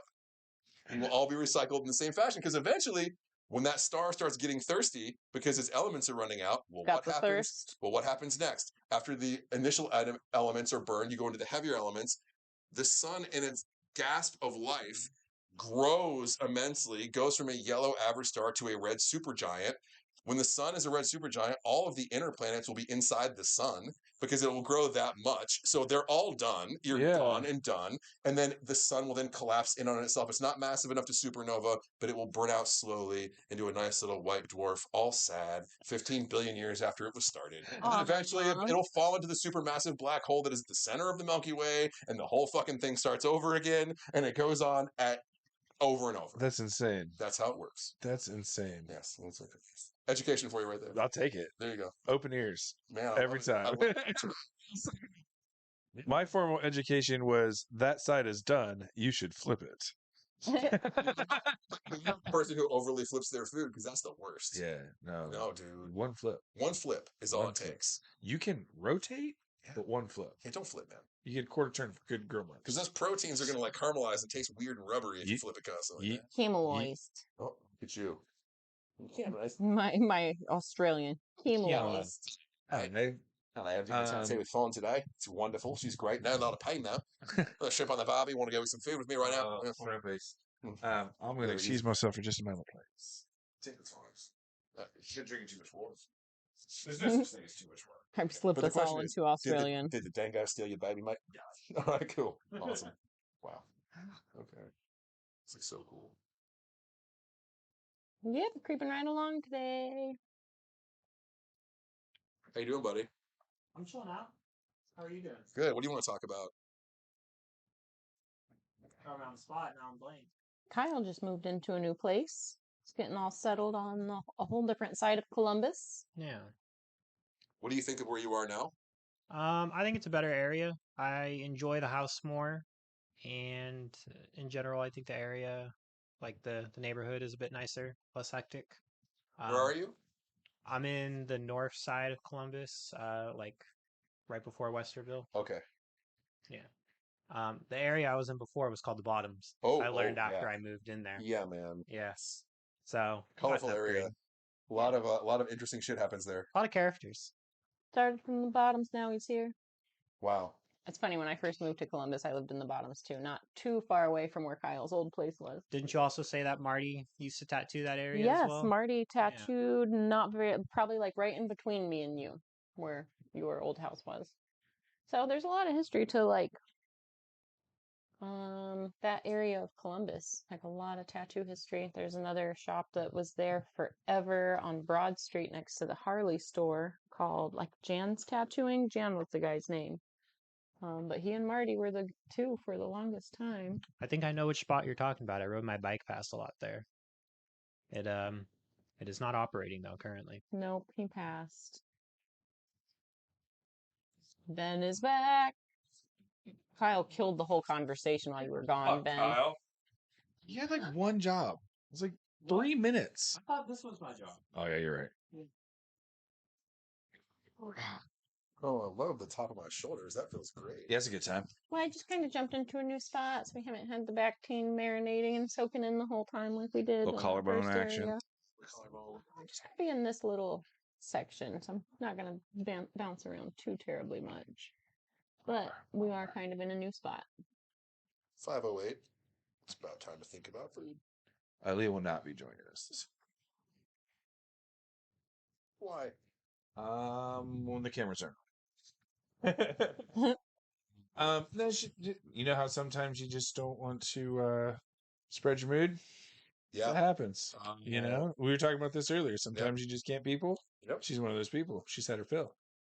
I can respect that. No disrespect to anyone involved. Especially the fact that she is a teacher of very, very unique children. Yes. It's a very, very stressful job. Yes.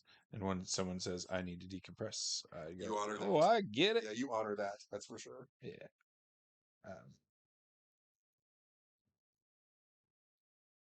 What are you guys going to do tonight? Anything fun? This is our at-home chill night. It's a great night. Neither of us have Spawn. on Mondays, and we. Does she have kids as well? Then? Yeah. Okay. Spawn.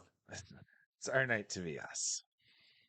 Are you guys into shows? Are you watching anything fun currently? I would love some recommendations because, like, that's what we want to do because we don't want to be out in the world. But I don't TV. Like, I don't follow stuff. So a good one that I watched recently on Apple TV is Shrinking. Shrinking. Okay, I don't know if we have Apple TV. If you don't, then never mind. But it's a show We'll about therapists, and it's Harrison Ford in an interesting role, and it's the dude who was the main character in Forgetting Sarah Marshall. I can never remember his name. I know who you're talking about, but also don't know his name. Segel? Yeah, yes. And then there's another really another funny girl on that show. It's pretty funny, entertaining, but also heartfelt if you're into that kind of stuff. I don't know what you're looking for. Like anything that'll hold my interest. I've never put a lot of value in my entertainment being from the TV. Yeah, it's hard. Because I'm interested in so many weird different things. Like I feel like TV's just repeat. Okay, so if you want to give yourself a treat, I'm sure you've probably already seen it. One of my favorite shows of all time, and it gets flack, freaking Mr. Robot. Okay. Remy Malek. That is probably the most intelligent show I might have ever seen. Okay. And it's about it's him and I can't remember the girl's name, and Christian Slater is in it. And it's on USA, I believe, of all things. It went on for like 5 seasons, I think. Huh. And it is a really interesting, fast grab you show. So give it a whirl. All right, Mr. Robot. Mr. Robot, people. Yes. Mr. Robot. It's worth it. It's really mind-bending. It'll make you think and make you question a lot of things, which I think you like. Just as we talked a little bit earlier, surface conversations are pointless. And if I feel the same way about entertainment. If we're going to wheel around the same wheelhouse and we're going to talk about the same things and do the same things over and over and over and over, there's only 5 stories, people. You're running out of ways to tell it. This is a very valid truth. So when I've seen the same story in 14 different versions, you're like, I'm good. And when you look at literary base as opposed to the entertainment value of what they're producing, and you look at the backstory as opposed to the quality of the show, and you look at, this is just another Romeo and Juliet. It's a can show, right? It's can. And everything falls into that pattern, and I'm predicting. So I'm into documentaries because that's more informational than entertainment based. But again, my knowledge, the things that pull my trigger are pretty small. So I'm sure you've seen Fantastic Fun Guy, right? No. Oh. I've fallen asleep to it a few times, but I'm out cold in the first few minutes by the time I put it on. It is really good. I get into a lot of the theories on that though. So it's about Mycelium, about under the ground and the communication. The networks. It's a really solid documentary, bro. So we've talked. I don't know if we've talked about it on the show, but Fawn and I have definitely talked about it in person about how like the internet are just like plants talk to each other, and like fungus literally speak at a volume that our ears can't hear. Sure. And they make noises as far as being attacked and things along this, and it's just because our brain doesn't receive that frequency. So we don't care about it. We assume it doesn't happen. Like you chop a tree down, it actually makes a sound. We're just not able to hear it.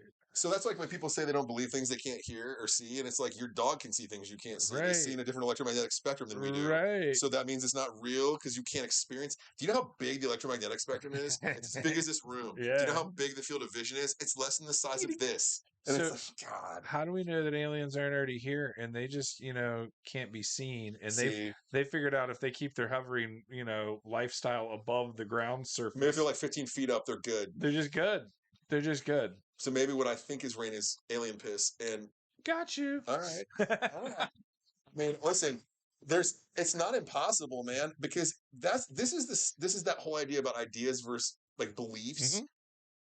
The stronger wood is bamboo over oak because it's flexible. Mm-hmm. So be bamboo, man. Like, have some flexibility with these ideas that you will maim, kill, and destroy for with no evidence whatsoever besides a guy told me once. This one time I was watching and he said... Did you read it yourself? No, but this guy said it. Did you read it in the language it was written in? Oh, did you read it by a person? It was written 200 years after they died? Oh, it's a great storytelling right there, man.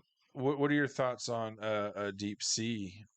What's down there? Scary shit I want nothing to do with. So, like, wouldn't it be possible? A great place to hide out a civilization? Right. Yeah, of course it would be. Just like Antarctica. Right. The thick ice wall. Yeah, exactly. Yeah. Nothing about that. I think about, if you think about spaceships, if they can withstand the pressure of the vacuum of space, then it's a no-brainer that it could withstand a little bit of extra pressure from the ocean. And even take that further, the amount of technology it takes to create a craft to travel the distances required to get somewhere. So think about it this way. Think they don't know to hide from us? It takes light 7 minutes to get to us from the sun. 7 minutes. It's traveling at 186,000 miles a second. Right. 186,000 miles a second, and it takes 7 minutes from the sun. It takes years to travel to the closest star, traveling at light speed.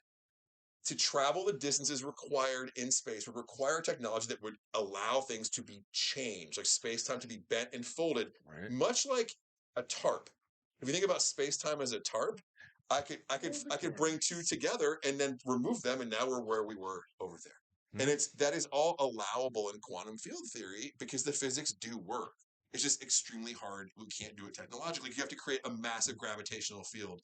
So the strong force that holds together quarks is much stronger than gravity. Okay. And imagine that under enough gravity, because gravity is not the strongest force in the universe, that eventually the strong force will give way to gravity if enough force is added to the gravity side. Right. That's what adds molecules together, creates fusion, right? So it's interesting to think about what would be required to create sufficient gravity to be able to bend fabric of space-time in such a way that we could then travel. And how do we not kill ourselves in the process, right. of creating that? So because the law of relativity is pretty set that 186,000 miles per second is the speed limit of the universe, because in order to go faster than that, so speed, requires force to get things accelerating. The faster you're going, the more energy is required in the system. Right. So the equations in physics are such that at near the speed of light, you require almost infinite energy to keep going that fast. So something else has to be at play. There has to be another factor. Einstein called it spooky action at a distance. Was how he labeled quantum field theory. He's like, well, it's weird. I don't even know what happens because it violates his laws of relativity. Right. Because knowing that something can have instant communication over a void. I mean, Hawking and Penrose kind of proved that when they were talking about the idea, well, what if one particle falls in the black hole, but its antiparticle doesn't? Like, what happens then? So if every particle has an antiparticle, right? Like a proton has an electron, but that's not the ones I'm talking about. Like positrons and electrons are antiparticles, right? So electron has a pair called a positron. Well, what if one of them is close enough in a black hole event horizon to get sucked in and the other one isn't? The other one will still know what the other particle is doing, even though it's way further away. Yeah. But it will know because of quantum entanglement and that idea of quantum field theory, which is so super interesting. And I don't know why people aren't more like, this is the coolest shit in the universe. Yeah. Because it's complicated. Because, it uses terms. It's kind of like my industry in finance. There's words that get used that have no business being used just to make people think they can't understand it. Like, as opposed to seeing, like, I could say something like, yes, we're going to do 3 rounds of financing. That's easy to understand, right? The term we would use is tranche. I'm going to use 3 tranches of financing. And they're like, what's a tranche? And it's like, well, it's a French word for that same thing. Exactly. So it's intentionally using words that I think freak people out. Lawyer speak. Yeah, 100%. Yeah. Like, I can't do that myself. I should pay you oodles of money to do it for me. Yep. I was recently going through it. Like, so you mean if I just take all these complicated words out and just read the nuts and bolts of this, it all makes sense, huh? And I don't need to pay you 1/3 of what I'm paying. One of the things that you absolutely need to have if you want to entertain the idea of any kind of quantum sciences or any kind of quantum ideas, you have to be open-minded to say, what if? Suppose this. And suppose if this happens, how would it affect this, and this? Right. And if you can't, if your brain is the kind of brain that has a hard time thinking in abstract, period, then this stuff could almost sound like scary mumbo jumbo. You know what I mean? Yep. Like, it's really just, you have to think in the abstract and you have to be able to say, what if? And suppose this, and if this happens, then what about this? And that's scary areas for a lot of people. It's admitting ignorance. Yeah, actually, that's a really good way to. I thought I had this figured out. Oops. Turns out there's more. Being blissful can be great, though, sometimes. Right. Ignorance is not always bad. I've sculpted my life around. Nope, I'm not going to pay attention to that. That's dumb. That's dumb. And here you are. Here I am, doing pretty okay. I'm alive. Awake. You're not just arrived, you're thriving. Yeah, I can say that. You're intellectually thriving. Okay. You're emotionally thriving. Yeah. You're on an emotional path of discovery. That is true. So you're doing better than most people. I would say that. I'm not blinded. The hottest work is internal, man. Looking at That's yourself. very true. And I refuse to take advice for people who won't look in a mirror. That kind of idea. Right. You know? Right. We were talking about that last night. Oh, really? It's so true. We're literally talking about that last night. It's crucial. It's funny to put it all back through one lens, though. Yeah. There's a lot to this world, man. There's a lot to this universe, and I just feel like we get hung up on the minutia so much that, like, just looking up at night, I don't know how it's not possible to be awed by like the smallness that you are, but also the connectedness that you share. Right. I mean, that's one of the things that I love about standing like on the edge of a cliff or like standing on the edge of a large body of water. If that doesn't make you feel like gloriously insignificant, I don't know what will. Right. You know? It's Right. true. It's not like it's a bad thing to be insignificant, but just to know that you're such a little piece of something so much greater, you know? Realizing that your world is only important to you is a hard thing for a lot of people to grasp. And when you are in those places where you feel small, you're more open to understanding that other people's perception and other things happen with or without my influence. Other people's perception is completely different than my perception. And when you're in that, I'm up high looking at that little teeny tiny town, that little teeny tiny town looks completely different than the person that's walking the street. Mm-hmm. And those two perceptions are of the same thing, but completely different views. And when you take the moment to pull yourself out of somebody else's reaction and out of somebody else's, what's the right word? Input of thought, right? Yeah, So like if you're removing yourself sense of thought from, I'm babbling now, but you know what I'm it's good. I'm trying to say like your perception is your reality. So if you take a 100%. moment to back out of that and realize that you're That's why reality isn't real.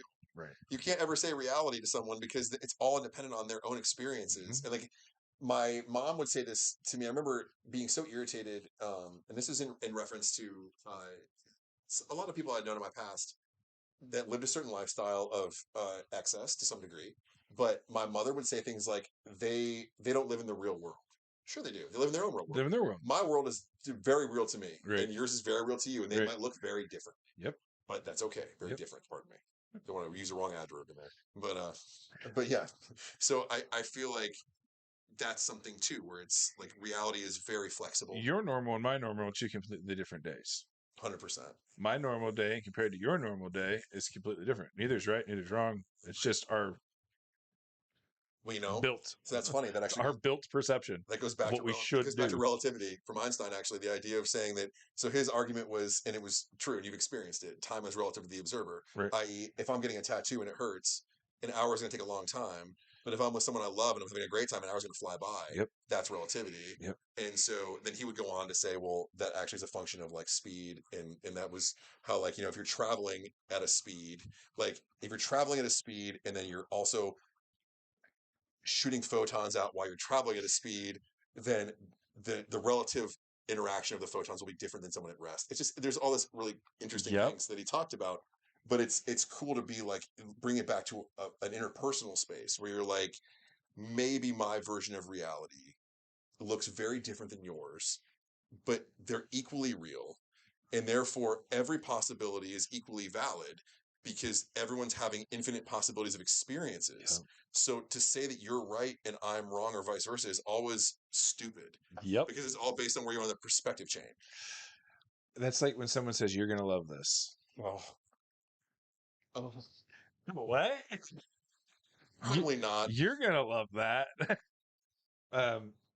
I generally don't take TV recommendations. I generally don't take movie recommendations because the majority of the time what somebody's going to find interesting in comparison to me is vastly different. I hope you watch an episode of Mr. Robot and report back to me. Well, it's different when you've already established, like, why don't you like watching the things that you watch? Here's something that's outside of that wheelhouse. Yep. We had that full conversation. I'm now listening. I'm not telling you to watch The Bachelor. Right. Yeah. Right. Yeah. Like, I don't want Just repeat give it bullshit. a chance. From the same culture that respects the sanctity of marriage, let's have a game show where we put people together. It's a great idea. So one of the trash programs we have watched was Married at First Sight. That's a thing? That's on Amazon or Netflix, right? It's on one. What is it about? Essentially, these group of experts pair people together. You meet your significant other at the altar. You are married legally, and then they put them through. They all go on a group honeymoon together, and then they give them an apartment to move into. For how long? I think it's 3 months. What's the point of the show? To see if they stay together or not. So at the end of the show, they get the option to get divorced or to stay married. The person that runs it, Yeah, man of faith. So they bring in one of these people that is a counselor and or an expert, and they try to bring religious principle into it, and you're like, wait a tick. How do those go together? What? How does that even work, Pastor? How does that even work? So is it entertaining? Yeah, cool. Does it show a lot of like the thought-provoking side of that though is like, are we headed to a place where like if little social experiments like this prove successful, are we headed to a place where science betroths us? Where they just find like, oh, on paper you guys look compatible and genetically you look compatible. There you go, married, no choice. Honestly, I think that's the point of the show. Yeah. Is just because on paper we look perfect for each other. How are we really? We are completely different people. It's interesting too. We talked about overpopulation and like arranged marriages now. The idea too, I feel like there should be this is fucked up. Explain to me, and I get it. Listen, guys, I don't have kids. I don't understand. I'm talking out of my shit here, but you have to take a class and a test to drive a car. Mm-hmm. But any fool can go out and make a child. Mm-hmm. And raise that child and throw it into the world. Mm-hmm. How the fuck? Because regardless of parental responsibility, that child is now now in the system. I know. I'm just saying. And the system is what creates numbers. Population is what creates business. Business is what creates back-end funds. You're going to say right now, which is I believe that everyone should be chemically sterilized at birth, and then you should only be allowed to be unsterilized when you've proven means to raise a child. No, sir. I completely agree with that. Do you? Yes. Yeah. Because like you said. How do you save the earth? Get serious. Save the earth, really? Plastic bags and some fucking aluminum cans? Right. That's going to do it for you? We got to start murking people. And also, by the way... This is because, like, your children were going to die off due to disease. And you had a farm. You needed labor. You needed labor and some protection against...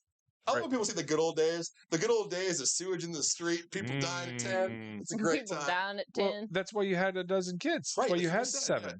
Because it's probably 3 of them are going to make it. Right. But you know, it's interesting that people will talk about, let's get serious about the environment, but no one actually really wants to get serious because at the end of the day, it's not really fun things to think about. Right. That there are far too many people. There needs to be an LE of some degree from an extinction level event. There needs to be something that is catastrophic and COVID and shit. Yep. It needs to be something horrendous. And it needs to happen so the earth can survive. And also, by the way, let's just call it what it is. You can't save the fucking earth. The earth does not need saving. Nope. The people are fucked. Yeah, because if we all die, the earth would regenerate itself. Look at Chernobyl. Dude, get this. The earth will shake us off like a bad case of fleas. Well, a surface news like, ugh. That's what we are. If you look at the earth as an organism, breathing planet, moving, everything in it is a system, right? We're a parasite. If we are a parasite on that system, eventually the system is going to figure out a way to get rid of that parasite. Yeah. Dogs stand in water for 2 days when they can't have access to flea medicine. Yeah. Shit like that. Yeah, man. That's what's going to happen. The earth will just be like, okay, things, I will kill you all. Well, what's the stone tablet that has the prophecy written in 5 different languages on 5 different sides that talks about it is the Rosetta Stone, where it talks about the optimal population for the earth is only supposed to be 3 million people, and that we need to start cultivating a system to get us back to that. I mean, I'd be a huge fan of Here's the thing. I would China was doing that for a bit. One child policy. Yeah, one child policy, and like you had to like go through like taxes or other kind of things to have more than that, or like prove why you need more. Concur. And that's why sometimes the good of the many outweighs the good of the one. Almost always. If you're in a society, how can the good of the one ever win? In a society. I'm not saying it's okay. I'm not disagreeing with you. It's just like... It sucks to hear, but it's true. It's like, oh man. I mean, I'm not for the purge, but I'm for the purge. I'm not for the... I just want there to be less people. Just in general. I mean, I really feel like there's something that will come. I mean, I don't know if it'll be Hunger Games. That's not enough people. Here's the thing. If there was a culling event and it was like a lottery system, I will proudly put my name into it. If it's a painless, televised, people will just sign up for it. if it's a painless, listen, here's the thing too. Suicide should be completely legal. It should be completely assisted and completely okay. Why? Why not? Like, why? If I don't want to live, why can't I? Right. Why do I have to find crafty ways that are painful and I'll probably fail and become a quadriplegic? That's not great for anyone. Like, give me some chems, send me on my way, and let me go to the next iteration. Are you saying The that? next iteration, nice. Yes. It's for sure the next iteration because matter is never created or destroyed. We just change forms. Yeah, it's just transferred. I love it. Would you think that most people would? You think there would need to be a psychological evaluation before allowing somebody just Yes. access to suicide? Yes. Okay, I agree with you. But I think it should not be very, very weighted. I think it should be like it should be like a conversation. Like, listen, what's going on with you? Yeah. What's the last? You just having a bad day, or is this like a year, or is this like a month? Did you break up with somebody you just knew? Is that the thing? Then again, do we want someone around who would do that? Would break up with someone who want to kill themselves? Maybe they should go. Maybe they should go. So like strengthening the gene pool at its finest. 100%. Oh! You just gave me a brain. He has to say it again. Survival of the mental fittest. Why is that not a thing? You know, they were. What is the song from the '90s? I've been around the world, and only stupid people are breeding. There was some truth to that bullshit. Yeah. Like the people that you meet. Are we talking about the classic flagpole sitta from Harvey Danger? I mean, yes, absolutely. I'm not sick, but well, that one. That's the one. It's got so many good one-liners in there. Think about it. Creating, cloning, and Like, it's the truth. And Ben doesn't even own a TV. No, don't even own one. I mean, why can't we just have a real honest conversation and say we fucked up? We need to reassess. That's not even a real word. We need to assess. But how you You can't reassess if you do it twice. Let me tell you something. Where is it so funny? Bro, you can't preheat something. It's either heated or unheated. Often exists in a heated or unheated state. You can't preheat. It means you heat it before you heat it. It's like when you're in an airport and someone's like, you gotta pre-board the plane. You can't get on before you get on. Also, you don't get in a plane. You're in a plane. Sorry. On it would be on. There's less wind inside. All relevant points. That's good. I'm not mad at it. I think it's great. It's just the shit we say, words to make ourselves feel more important. Like if you listen to commentators, sometimes they'll use this extra verbiage. You know, Aurelius said most people speak too much and say too little. Mm-hmm. There's a lot of truth to that. Mm-hmm. Like, I mean, I've been talking my ass off tonight, babbling because it's fun. Because this is a fun conversation. That's the point of what we're doing, though. Like free-thinking conversations are few and far between. This one hasn't even been stimulated with really substance, if you think about it. It's been a long time since I enjoyed any kind of substance. It's again, it's hard. It's been a long time since I enjoyed any substance. No, it's well, like you said, it's hard to find people with compatible interests anymore because everybody's so shallow. When I met my wife and I asked her early on, how do you feel about kids? And she said, I don't want them. I'm like, we're in. We're done. We're good. Sign me up. Figure the rest out. It's fine. It's fine. But it's weird. I don't know this pull to like populate. I think it's great that you have a kid. You love her. She's amazing. Right. I'm sure it's changed your life in ways I can't even appreciate. Absolutely. But you acknowledge, was it something you always wanted? No. Was she an accident or like a plan? You can also say none of my business. No, it wasn't. I won't take that as an answer, though. I'll keep asking. I know you would. It wasn't necessarily unplanned. It was like, hey, we've been married now. If we're having kids now, the time type of situation. Yeah. And it was one of those, if it happens, it happens. That would happen immediately. And you would change it, I'm sure. Given the opportunity to say, I could not have this, is that something that have you ever thought about that? Yes, but it's a possibility, obviously. It took a kid for me to consider growing up. Oh, okay. So that was a very worthwhile experience. Absolutely. Then. That's awesome. Absolutely. Because there was no reason to further past where I was because I could take care of me. Yeah. Now I have to take care of somebody else. There needs to be longevity in my decisions. And I'll make it through. I'll sleep in the street. Tomorrow will come. But I can't ask somebody else to do that. Yeah, I can't. Yeah. I'm okay with torturing myself. I can't do that to somebody else. So to put yourself in that it makes you less selfish. I mean, it's got to if you're doing it right. Yeah, see, it's the doing it only right, thing that yeah. would make me less selfish. Interesting. Good self-analysis. See, Therapy. Go start on your chart. Therapy helps. Yeah, yeah. Therapy's awesome. I have a therapist. He's amazing. Yeah. Yeah, therapy's fantastic. It might quit. Really? Yeah. You as therapist? Yeah, I got a Dear This was John a text. Really? Are you recent serious? Yeah, like fucking development. 2 weeks ago. He quit you as a therapist? Yeah, she was Why? like, nope. Really? Just in general, she quit. Oh, being a therapist. Yes. I thought it was just you. No, it took some time for personal development, is how it was put. Think about how fucked up it would be to be a therapist. I've thought All about it. day long. I can do it. Hearing people's shit. Well, okay, now back that up a whole step, because now you're looking at repeated patterns. Now, if you talk to the same style of people and you have an expertise or a lane that you are in therapy, right? That's true. And you talk to the same style of person, that is what allowing you to stay detached from the situation.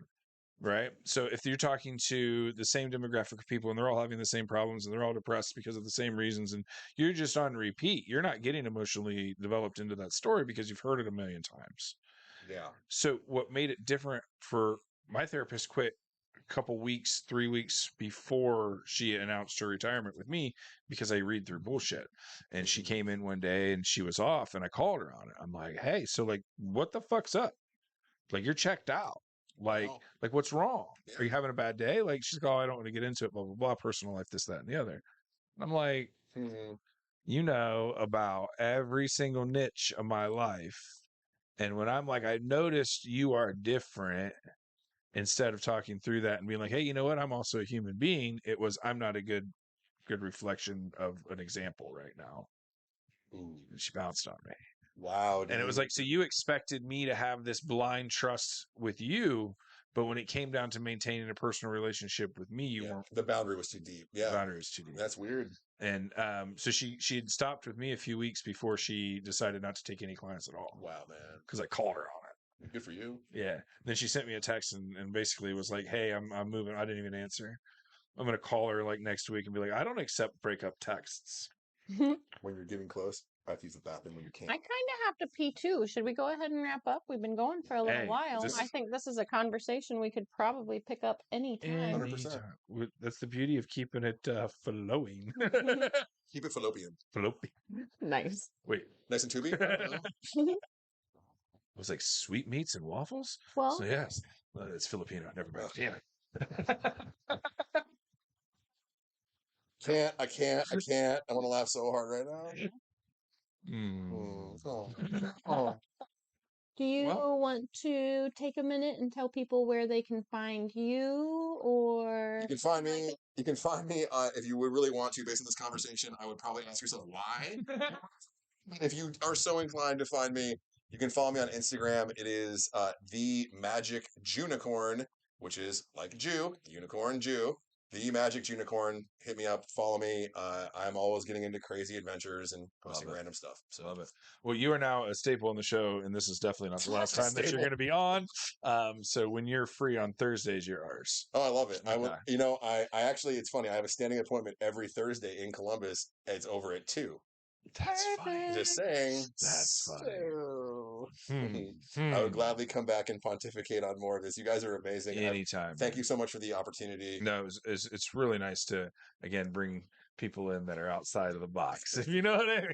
I'm so outside the box. I'm more like in a circular rhomбus shape. And that's what makes conversation worth it. So we appreciate having you on. Thanks, Thank brother. you so much. Yeah, dude. Thanks, guy. Well, thanks, everybody. We will see you next week. Yeah, we'll be here, same time, same place. Hasta luego. Thanks for watching. Talk to you soon. Bye.